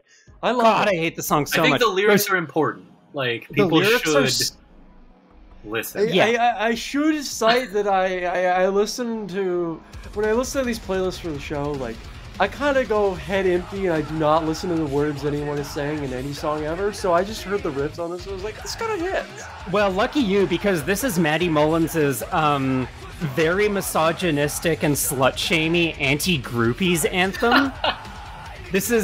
You've heard of a message. He's the voice of a generation. He's the voice of a generation. Oh my god. Okay, so I couldn't find the original clip of this that like was not included. I couldn't find this outside the context of a Finn McKenty video, but at one point he like was caught on video introducing this song by saying, "This song goes out to every girl who didn't care that I was married." He's a wife guy, yeah. Yeah, he was like a big Christian wife guy at the time, and wrote this hot trash fucking song to like discourage groupies from coming after him. Look, You'll never get me. The Virgin Memphis Mayfire with Jezebel versus the Chad Groupies by Future off of DS2. And the Chad Psycho by System of a Down off Toxicity. Facts. Yeah, this is like his attempt at a Psycho, I don't want to say you gotta hand it to Wes Mudd, but I think you gotta hand it to Wes Mudd. I would certainly hand it to Wes Mudd over, the guy who made this song. I don't even know like what. I don't know. Is Wes Mudd the voice of a generation? Yes. Yes. My generation, at least. If the last 2 years of this podcast have proven nothing else, Wes Mudd is absolutely he's the voice of the last generation that managed to be happy. Yes. Completely. I'm just gonna read these lyrics because I feel like there's no other way to really get across how gross this song is. Ahem. She's on the prowl, she wants it all, and she'll stop at nothing. Everyone knows. She's well aware of the fact that her self-respect was long lost on her search for something. First in line to give it up to the guy at the bar, buying 2 drinks at a time. One-track mind, it's disgusting that she thinks she's got it all figured out. But what she doesn't know is that to us, she's just another one of them. Girls like you are a dime a dozen. Just leave, just leave. We're all better off without your disease. Take your pick from the willing, but you'll never get me. It's obvious the stage is all that you see, so take your pick from the willing, but you'll never get me. What on earth? Yeah. Damn, that's crazy. Any girls that want to hook up with that Matty? There's a different Matty right here you can hook up with. I know. I'm sorry for bringing a worse Matty into this. Yeah. Which ladies, if you're looking to hook up, I'm single. My phone number is 6. Hit me up. Hang on, Matty, could you repeat that phone number again? Yeah, of course. Ladies, hit me up. 6. I'm single. I'm ready to mingle. I live in Los Angeles, California. I'm a former Christian who left the church at 12 years old because my parents just like stopped going. I don't know why, but hit me up. Hit me up. I'm the better man. I can feel her staring at me from across the room. She's got the worst of intentions. Sorry, she smells like trouble and cheap perfume. Everybody, I'm getting a call. Oh, no. I gotta be ready. I gotta be ready. Hang on a second. No, you're not. Nope. Hello, baby. Hello, baby. I'm not sure who that was. It was from South Carolina. It was me, motherfucker. I got you. You know what? I'm not even going to finish that I was like, wait a second. I was like, wait a second. This is. I hope like it's got to be Rose, but like, I hope it's not Rose because you're doing a podcast right now. Oh boy, I'm very grateful that verse got interrupted. I don't even want to finish reading the rest of it. If you want to look up the lyrics to this song, you can. The song is it's called Jezebel. Gross. I mean, yeah, it's called Jezebel. Let's talk about the problematism of that for starters. Oh my god. Yeah, this song sucks. This guy was not being a very good guy at the time that he wrote this song. Kind of better to have, something of a posturing anti-groupies anthem than like some of the creep shit other people in this whole crowd got up to, but like still to do so in a way that is again so self-aggrandizing and so deeply misogynistic. It's like, what did your wife think of this dude? She thought he was the voice of a generation. Oh, that's true. His wife was the teacher who told him, oh my god. On the musical front though, I think another thing to note is we have now sort of broached into the early 2010s. We are post-peak a little bit. The wave is really cresting and subsiding. Not entirely. Not this album, but Memphis Mayfire's next album, Matty, debuts at number 4 on Billboard. Really? Oh my god. Yeah. Like Memphis Mayfire were a big band, commercially speaking. 18,000 first week sales. I mean, they got over 1 million monthlies right now. I know they just dropped a record. Sadly, I know that. like, because I loved this band for a minute, right? Like, there was a couple, there was a good EP, an album or two, and I'm pretty sure I have a CD like next to me. But like, this was the beginning of that downfall for me. And this was like 2012, 2013, I think.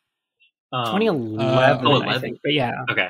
2012. Those albums from 2012. So, 2012. Okay. Like, this is the beginning of also like those kind of programmatic drums and stuff, and you can really hear the like sound. I mean, this is like, I don't know, they're very poppy. Like, this dude sings most of the time too, or especially on like, I don't know, like depending on the song.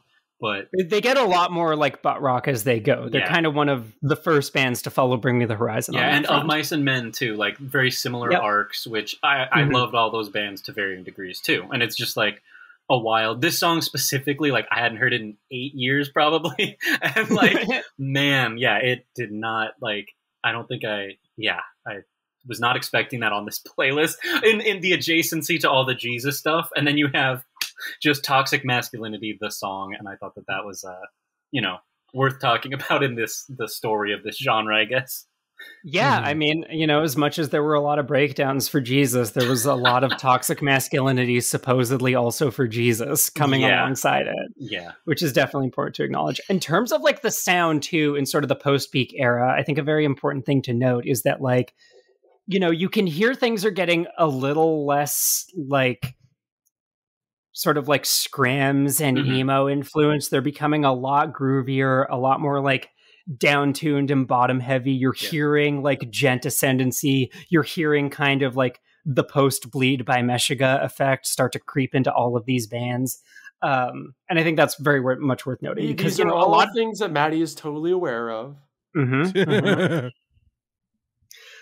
Listen, those who are listening will know. All you need to know really is just that, the sound gets a lot more like groove oriented and bottom heavy. It's drawing from, again, those sort of like, the brawnier side of metal that's happening a little bit adjacent to all this. You hear that to a degree in the Sleeping Giant song as well. And then eventually, like after this point, it all kind of just fizzles in varying directions, either like back into kind of like full gent, back into like full butt rock, or a lot of these bands just, once the, fan base and like the incubation for the fan base has really sort of subsided with the rise of Spotify and such, they just sort of like all fizzle out. Like this song is a little bit, I mean, I think this is the most recent song on this playlist and is a little bit the end of the road. Like the Christian metal thing stops really being a thing after 2012, I would say. Yeah.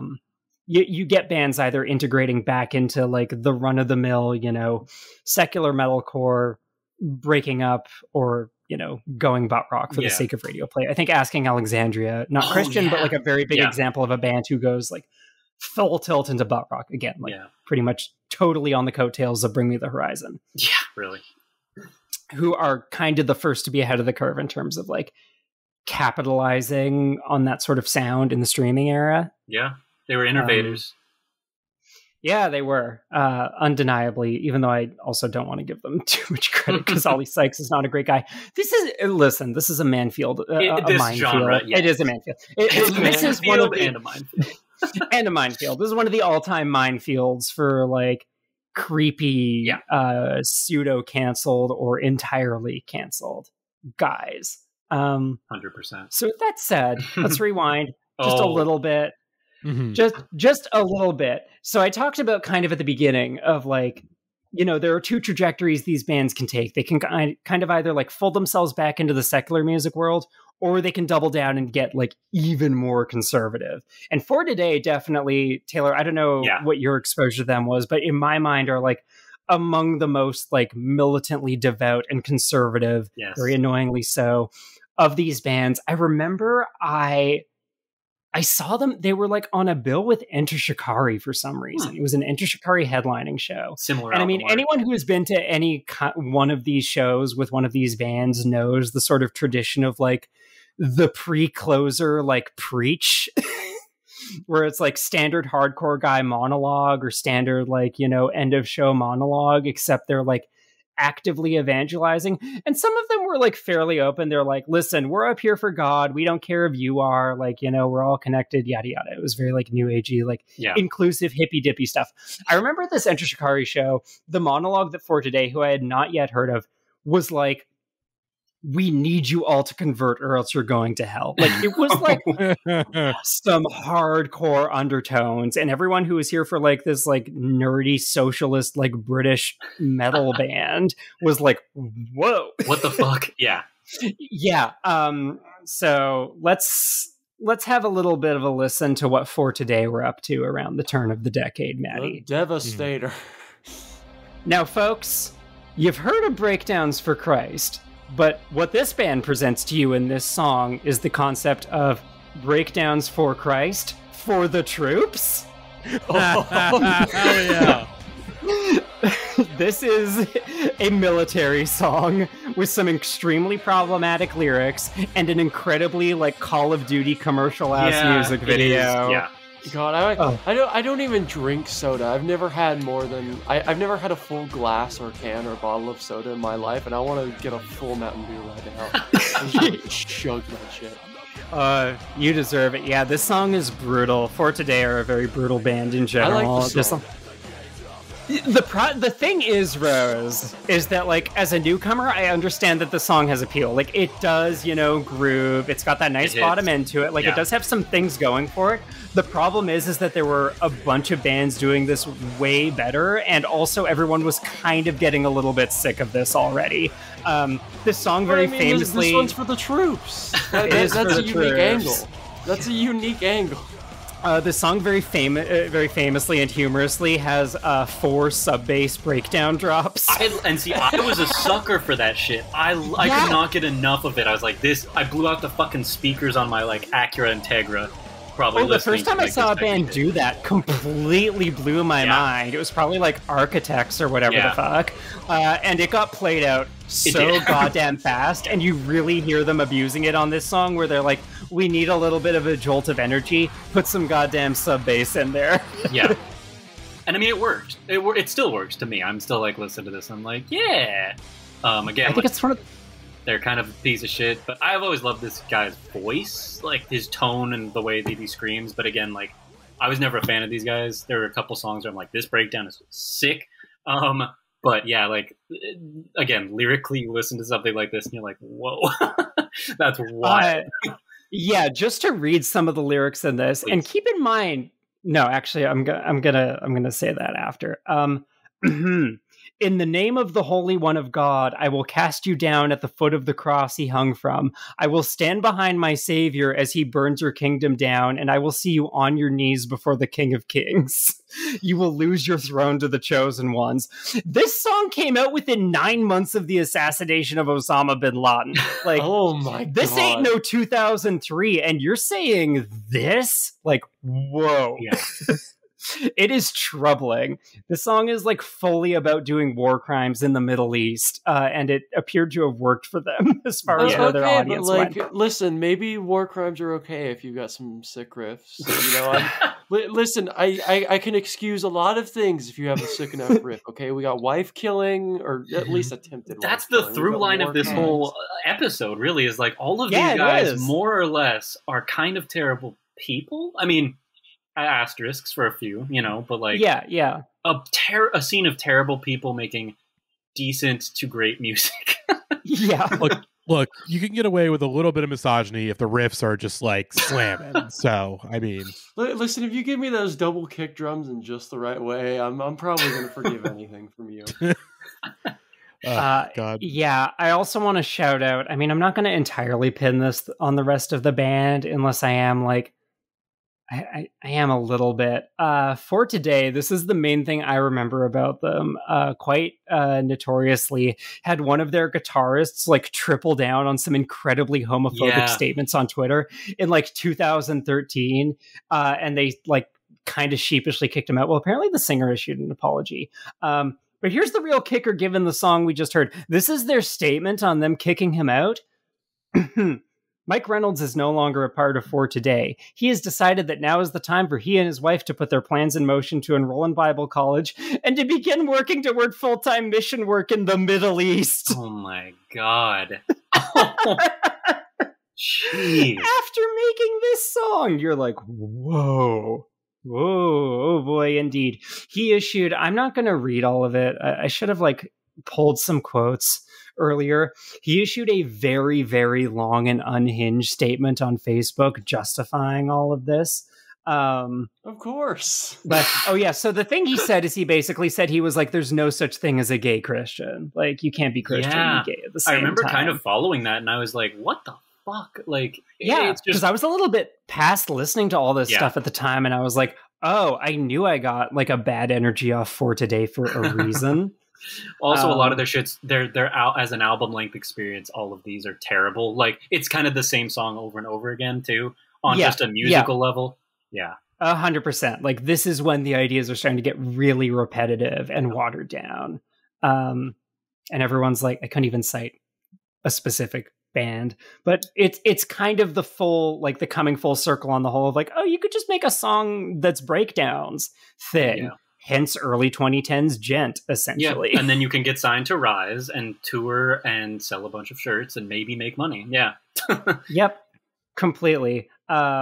Oh, here's what he said. To say that there's no such thing as a gay Christian is to imply it is simply to state that the initial requirement for a person to come to God is repentance. No one can follow Jesus without repenting for their sins, so no one can be a Christian without repenting for their sin. So he's trying to back his way out of it. He's like, listen, I didn't mean that gay people aren't allowed to be Christian. I just meant that they can do it if they admit that being gay is wrong. It was a simple sentiment. It's like, you guys are misunderstanding me here. I'm sure I need a few more Facebook statements. I just think there's a little bit of corruption in your hearts, guys. You know, like just a little bit. Like, but if you if you talk to God a little bit, he might tell you like, like, it's okay. Look, you're the voice of a generation.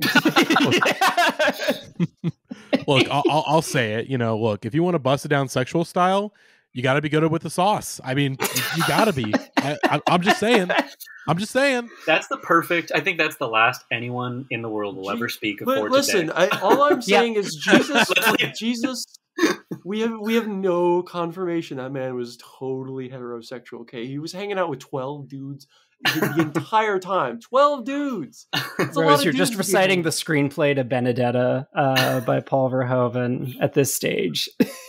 or Matty, what the fuck are you pulling up? I can see Matty's Spotify right now. What are we doing here? I was just about to pivot to the next song. Just the artists here, like the list of artists. So I decided again because Rose mentioned 12 dudes, and it made me think of Ram Ranch by Grant McDonald, and the artists I get listed are Little Barnacle, Dig Bar Gay Raps, Kuso Rare.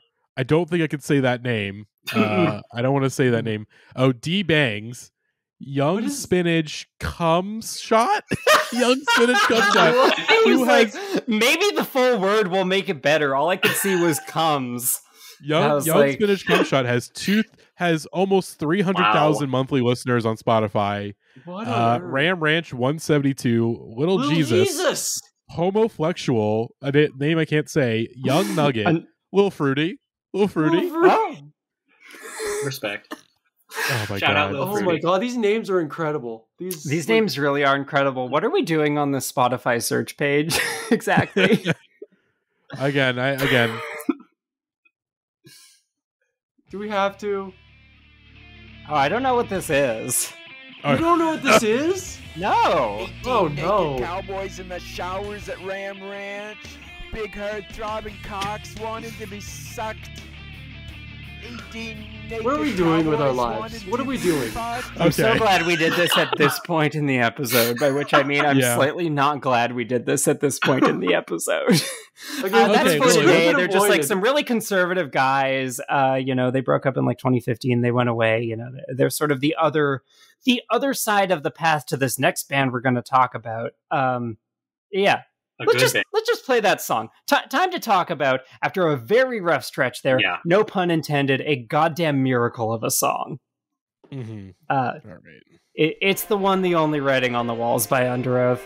My favorite band of all time. Honestly, this is a given. Like, I've already been Underoath pilled to hell and back, but like, this rules. Yeah, this is a great song. Not even like in my top Underoath songs, and still undeniably like one of the all-time metal songs. Yeah. Like there's no fucking denying this thing. It's insane that this song exists. It's insane that Underoath exists in the way that they do. I placed this song at the end of the playlist to prevent myself from going on a Jacqueline Cotiga-esque 45-minute rant about all of Underoath's lore. God. Where's in stores now? Where's in stores now? I mean, the whole discography, well, except for the stuff with Dallas Taylor, who also could have been on the playlist, except for the fact that Maylene sucks. I don't like that band. I liked a couple of those songs.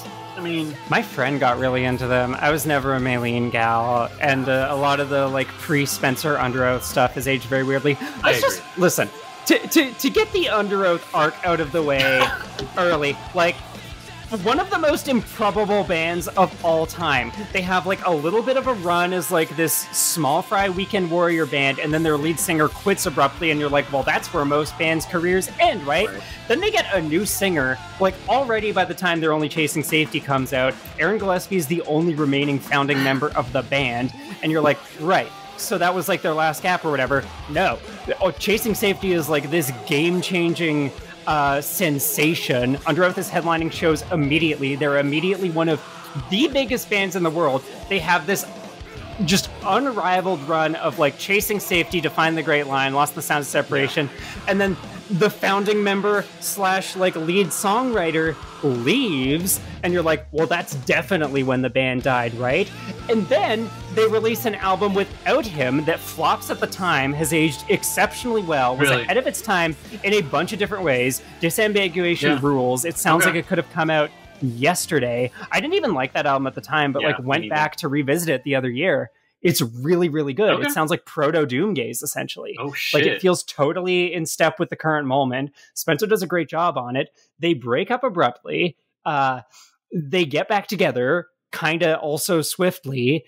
Then finally, after like 15 years, they miss by trying to do this like ill-advised radio rock pivot that was essentially, they revealed the result of a whole bunch of like imbalanced dynamics within the band. You're like, cool, flop reunion album. That's what killed them, right? No, because then this year, well, first of all, the pandemic happens, and you're like, that should also be what killed them. Except they are the band that kind of like shows everybody how a live stream concert should be done with the Observatory series. They cash in on their nostalgia. They cash in on their nostalgia perfectly with this extremely innovative series of live stream concerts, and then come back with the reunion album everyone wanted from them in the first place, and it's called Voyeurist, and it's great. And they also do an extremely innovative live stream show for that with Lighting Up the Goddamn Wazoo, and I love it, and I love Underoath, and they're great. And this song's great. Talking about the song specifically, I am going to continue to go on, because it's time to talk for some goddamn game theory. Writing on the walls. Like, the fact that this song became the song, truly, and I think of this whole wave, this is it the song? I would say so. Like, this song crosses over, it gets tons of MTV play. Okay. Everybody knows it. Like, people who don't even like metal know it. Yeah. You know, I've had people say, like, actually, Will for Thrill, great example. It's like, I'm not into this stuff at all, but Writing on the Walls, like, that's a fucking undeniable song. And then you listen to the song. This song changes its core musical idea completely every 16 bars, like clockwork, for 2 minutes straight. It changes abruptly and somehow manages to stay completely cohesive as they are introducing entirely new musical ideas to you at a regular pace. And they are doing so with like such songwriting panache and conviction that by the time you are 2 minutes into this song, you don't even notice the fact that like the tempo has changed, the key has changed, we have changed genre, we're getting into, and then the rest of like the remaining 2 minutes are this whole fucking like post-metal breakdown that with like these sprawling like shoegaze guitars that then culminates in like the most iconic breakdown of this entire wave. It's like, you know, an infamous crowd killer. It's the thing that closes out every Underoath show, like, since that song comes out, and it lasts 10 seconds. It is a feat. In like every sense of the word. Yeah, truly. Yeah, it is. And this is the song that everyone knows. It's the song where, like, you know, you watch videos and the crowd is louder than the band when this song happens. This weird, angular, genre mishmash song with no chorus, no repeating section, not even really a hook at all for the most part, is like the one. And it's just like, whenever has that happened? It's so bizarre, and that speaks to exactly what is like so special about Underoath as a band, that they are able to do these incredibly strange things, and despite their innate strangeness, that is a thing they have always had about them, are like also the like commercial peak of this whole thing too. Like Matty, let me lay down some chart data for you. That song that we just heard a snippet of, the album that song is off of, debuts at number 2 on the mainline Billboard charts, behind Loose by Nelly Furtado. Whoa. Good Lord. Two goats. It sells 100,000 copies in its first week and goes gold within 3 months. Like, colossal. Yeah. Colossal. And the song, you can see the play count. It has 3 times more plays than the next most popular song on this album. 32 million. Because see, I was always a Chasing Safety guy. Like, that was my... That's also, like, I think technically one of their most popular songs is Boy Brushed in Red. Yeah. And, like, because to me, it was Reinventing Your Exit was the first song of this genre I ever heard. And I was like, holy fuck. Like, I never heard anyone scream on a song like that before. So that was definitely, like, my entry point was this band. And I have as much reverence for them, it sounds like, as you do. If not, maybe less. Like, I don't know. I really love this band, though. And I think that this is so great. Like, that run of 3 albums, too, from Safety to this to Define is incredible. Like, they really, and again, like that's a great, this is a great song that just really packs a lot in. Like, it is an incredible, like, spellbinding deliveries and vocals and lyrics. And again, like, you could see the response in that crowd. Like, I have been to an Underoath show at multiple different stages in my life, and like, wow, it's fucking amazing. It's like, there's some footage from like their reunion tour when they play Safety and Define in full. I was there. I did not get to go to that tour. I've seen Underoath twice, but not post reunion. I saw them on the Lost in the Sound of Separation tour and on the Disambiguation tour. Have not seen them since. Had to miss the Voyeurist tour because of COVID concerns. But yeah, like watching footage of that Rebirth tour, it's like you get fucking chills because like you really understand like, oh, right. Yeah. Like, this song is the one for everybody. Yeah. Like, no contest. There are people who went to those shows just to like hear that song. Totally. And you hear it reflected. Like, in multiple live videos, I found the crowd drowns the band out for like, not just the singy parts of, the quiet, like, of Writing on the Walls, but like all of it. Yeah. And then, like, for those last 10 seconds, the whole crowd is a mosh pit. Like, it is just one of those one-of-a-kind songs that, is completely indelible. And it just, again, is kind of a miracle. To the point that, like, Underoath have said in the press, like, when they were doing that reunion tour, they're like, we were, like, learning how to play Define again. And we were like, we have no idea how we wrote any of these songs. It is divine intervention. There you go. Yeah. Completely. And Underoath, like, unlike For Today, are a band that manages to like completely successfully drop the religious angle of their music without really losing their core branding. And they have, like, post reunion, after some fumbles with Erase Me, managed to just sort of become this, like, I don't know, this entity unto their own with like a dedicated following that like will go to Underoath shows and buy Underoath merch forever, and like I am one of them, and for very, very good reason. Like, on all fronts, like sonically, in terms of their image and their branding, like everything top to bottom about their aesthetic, and I have a Lost in the Sound of Separation tattoo, like on my inner forearm. I'll have to send you a picture of it after. That's right. It's hard to, the nice thing about an inner wrist tattoo is it's very hard to show to people on webcam. That album aged great too. I revisited that like a couple years ago, and I was just like, wow, this holds up front to back. And like, I liked it at the time, and it's almost even better now, which is rare. My favorite album of all time, and like still just as good now. the absolute like life-changing album for me, Lost in the Sound of Separation.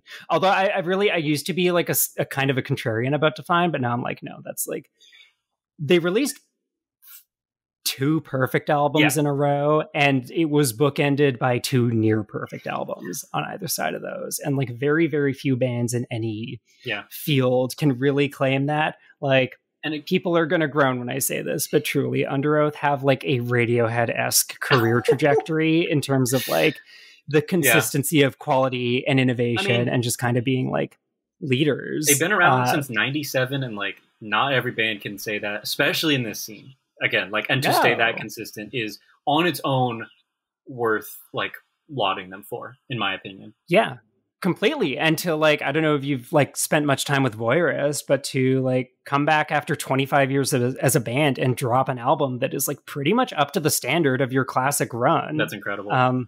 Is just like, it's unreal. And to, you know, hear that they're still like doing new shit, that they are continuing to incorporate electronics in really, really clever ways. And even mention the fact that Writing on the Walls has like a drum and bass break in the middle of it, out of nowhere. And there's like a similar amount of like really nuanced, tasteful, and thoughtful like incorporation of electronic textures into, I mean, all of their stuff, but it's really, really foregrounded on Voyeurist. I don't know, Underoath fucking rock. This is like head and shoulders the best song on this playlist, in my opinion. Wow.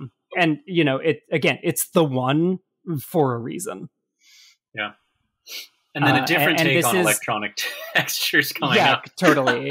And just to put a pin in it, like this song is the commercial peak of this entire wave as well. It comes like exactly in the middle of it, sells like crazy, and for good reason. Them and Nelly Furtado, neck and neck.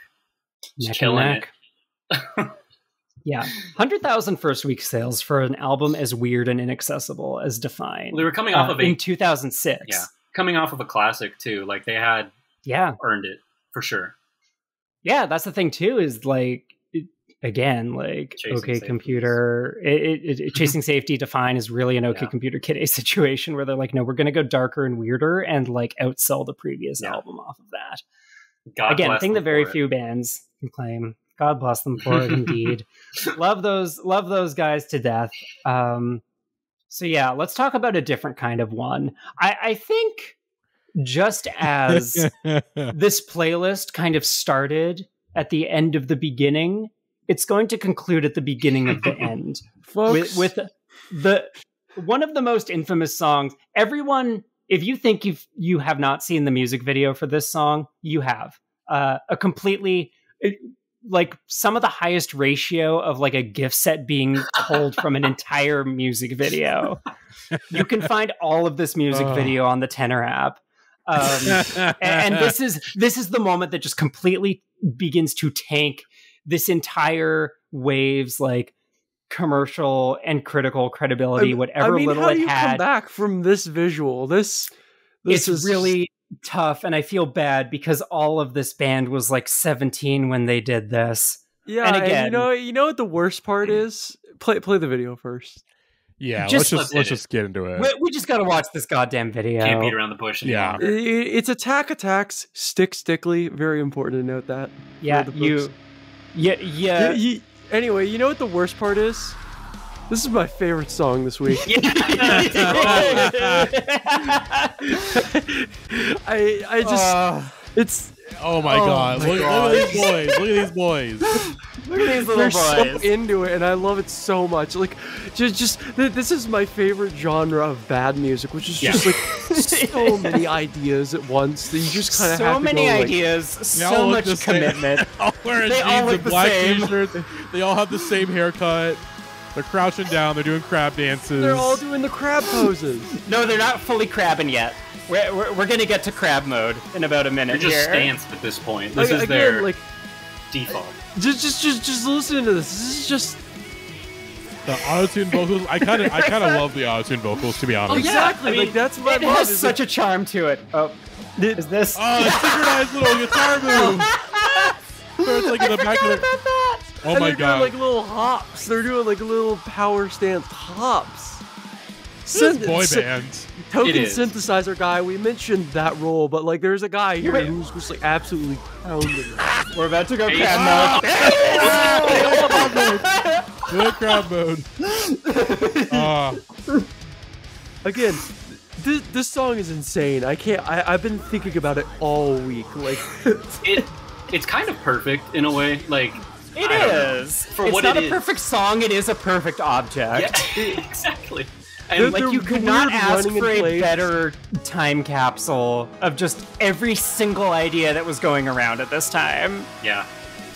Again, every trope. It's like multiple full bingo sheets. Yeah, the ideas dial is in the hot position this week. It's so hot right now. It's about to get hotter. That microchord's about to do some work. This song is so good. I love it. I'm ready to embrace crabcore with my whole heart. It is. Rose, I got a whole list of bands for you to listen to. Oh no. Based off your enjoyment of this song. I like that they didn't tie the girl up in this video, which is what a lot of abandoned house band performance videos do around this time. They just kind of let her walk around. Just wander. She's just vibing, you know? Again, yes. Yeah, like, okay, so unironically, the screamer on this song, Austin Carlisle, is kind of a shitty dude. Very Christian. Oh yeah, very shitty dude. Noted sex criminal, Austin Carlisle. Oh no. Oh no. real the bad. guy doing the harsh vocals, bad guy. Bad guy. But... yes! Yes! This part. It's like when Penny and the Disco would randomly turn their songs to like electronic dance music. It's so cool. Again, the V-necks on all of them. Describe this stuff, so all I can say is just, this owns, dude. So basically, like, this is like the Christian metalcore version of like a fever you can't sweat out of, essentially, right? Yeah, I would say that's actually kind of a good analogy. What is just... Oh my god. I can't stop thinking about like every choice here. God, one of these days I'm gonna have to do a retrospect episode on a fever you can't sweat out of. Like, I gotta do it at some point. Like, I'm making a mental note right now to like get that on the schedule and see who wants to do it. But anyways, yeah. We listened to the whole song. we did hear the whole song. Thank God. Again, not thinking about the sex pest stuff.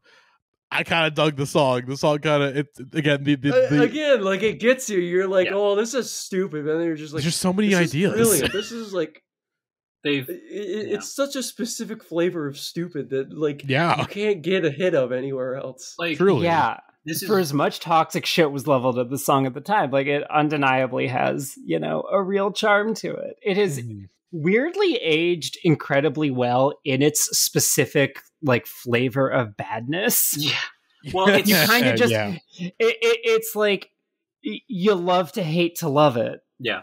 You know, you can't help it. It's just it's too infectious and undeniable. It's gaudy as fuck, and they're just going for it. You know, there's rave shit, it's auto-tune stuff. There's like group chant that woo, and like all of this is backed with like the lyrics are very religious. Again, Austin Carlisle is a like very religious dude, and it's like there's dancey like ecstasy rave passages. It's fucking nuts. Finding out the song was religious was just like such a moment for me, because like I knew about it already, but just hearing those lyrics in proper, I was just like, oh yeah, god, I had completely forgotten about it, and then I was like, oh, is there a good way to shoehorn Stick Stickly into all of this? Turns out the way is Stick Stickly itself. I mean, that first breakdown, the lyrics are, "We live for what he's worth, and that's more than you'll know. He died for what he loved, and what he loved was you." There you go. There you have it.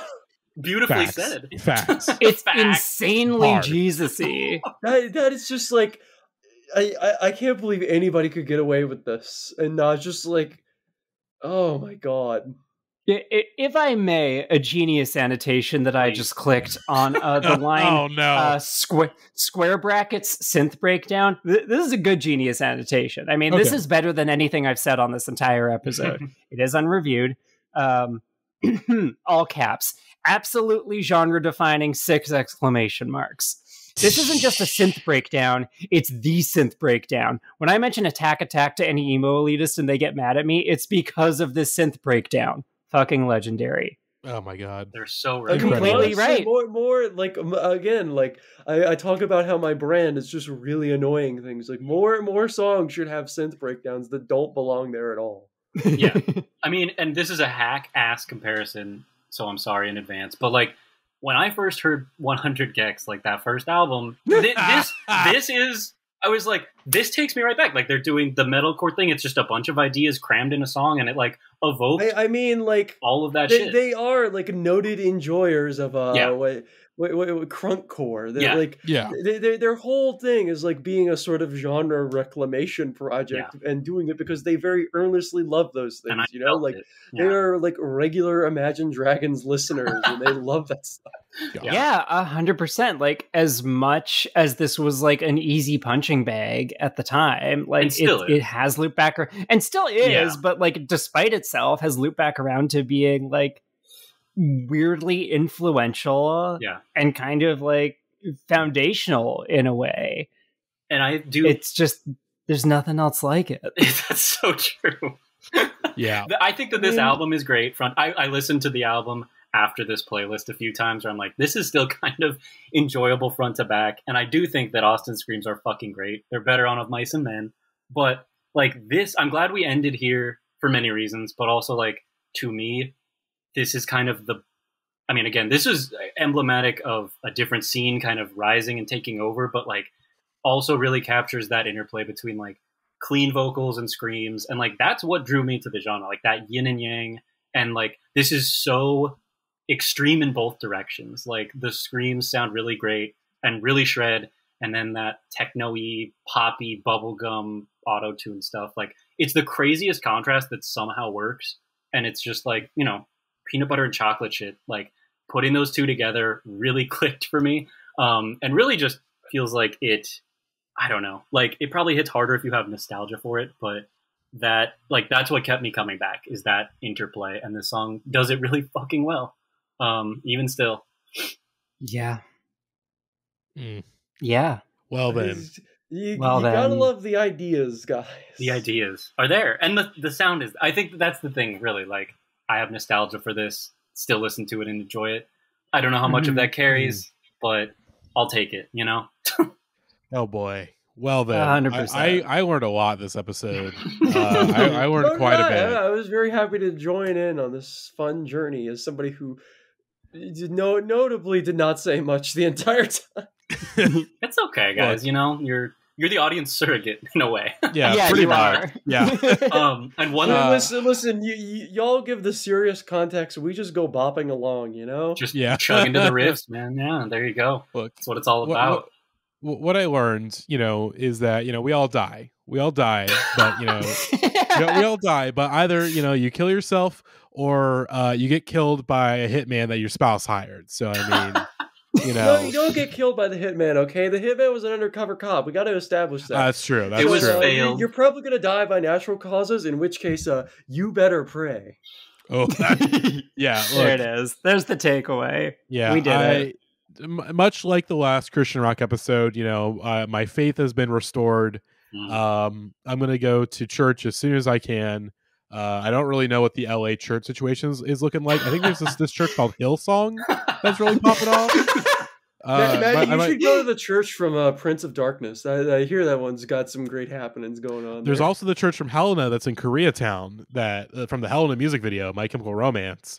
Or, you know, I think those might be the same church. I'm not sure. Like, it could be. It probably is. Oh, is that the church that's in 22 Jump Street also? Probably. It seems like it's a popular shooting location. But there's also another church that's just, you know, like a 2-mile drive from my apartment. You might be aware of it, you know, if you saw the new Top Gun movie. I'm talking about the Church of Scientology. I knew it. That's not that far from my apartment. Like, it's literally like, Matty, it's not too late to do a pivot for the literally Rose, the bar that I'm going to on this date tonight is like, literally I have to drive past the Church of Scientology like on the way there. Like, it's just so we have a way to continue this series, because one of our listeners, by which I mean, you always have other options on the way home. That's true. I'd like to request that one of our listeners, by which I mean Gavin, see if you can find some like Scientology metal Just so we can follow up on this in a couple months. What do we want? Xenu. When do we want him? 10 trillion years. Hey, Devil Wears Prada had a song called Lord Xenu. That's true. Ooh. It's Closer of With Roots Above. Oh boy. Well then, Taylor, thank you so much for coming on the pod. So much. Check out some Into the Sound. Again, Taylor's got a great blog. Where besides SwimIntoTheSound.com, where else can people find you? I am at George Taylor G on Twitter if you want to see me occasionally post about music like this and mostly emo music. Yeah, and also one last shout out because I thought it was great. I don't even know who wrote this, but there was a piece called Attack Attack was outsider art all along. And I think it was a 10th anniversary retrospective on some website. I read it and it was great and wished that I had written it. So if any of this sounded interesting to you, I think that it extols the virtues of that band very well. So shout out to whoever wrote this. It's like Invisible Oranges. Invisible Oranges. Yeah, I just remember reading this in 2018 and being blown away. So not even promoting my own shit. Just, shout out to Michael Seibert and Invisible Oranges. Michael Seibert killed it. Yeah, and thank you guys for having me on this. This is so great. Hey, thanks for coming on. Yeah, real path down memory lane. So. Thank you, Lily, for organizing another episode of Christianity for me and Matty to really get deep in the bag. Taking them to school. Thanks to you and Matty for bearing with me through this. Yeah. Well then, for upcoming episodes. Oh my God, the schedule. Yeah, so next week we are doing a bonus episode next week. So we're taking a week off for the bonus episode. But so hey, if you want to hear an episode next week, support the Patreon for $5 a month as we talking about some 90s metal courtesy of Patreon supporter Alan S.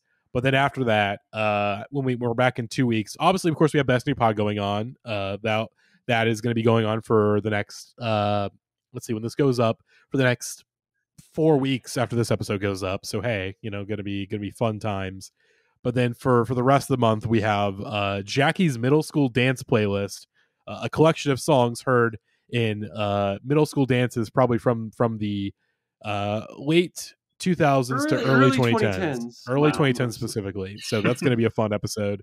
And then originally we were going to do an episode called How to Be a Vampire IRL, but Grant has requested that instead we talk about the haunted world of Rob Zombie, who of course we talked about on the Scary Cars playlist episode. So excited to dive further into the mind of one of our best wife guys out there, Rob Zombie.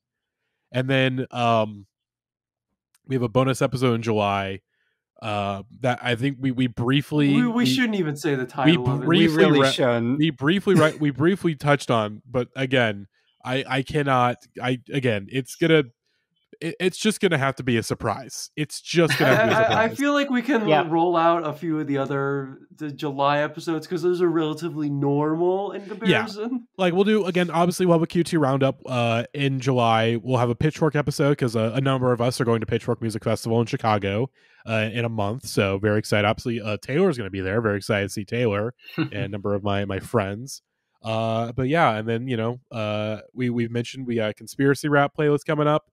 And we have a beloved sequel coming out in August. So we've basically, again, like I can't reveal everything we're doing because we really have episodes planned out all the way until like the end of September. So we've got we got a lot, again, big things happening at the Indieheads podcast. So if you want to support us as we make these big things happen, of course, patreon.com, Indieheads podcast, just $1 a month gets you episodes 48 hours early, gets you in the Discord.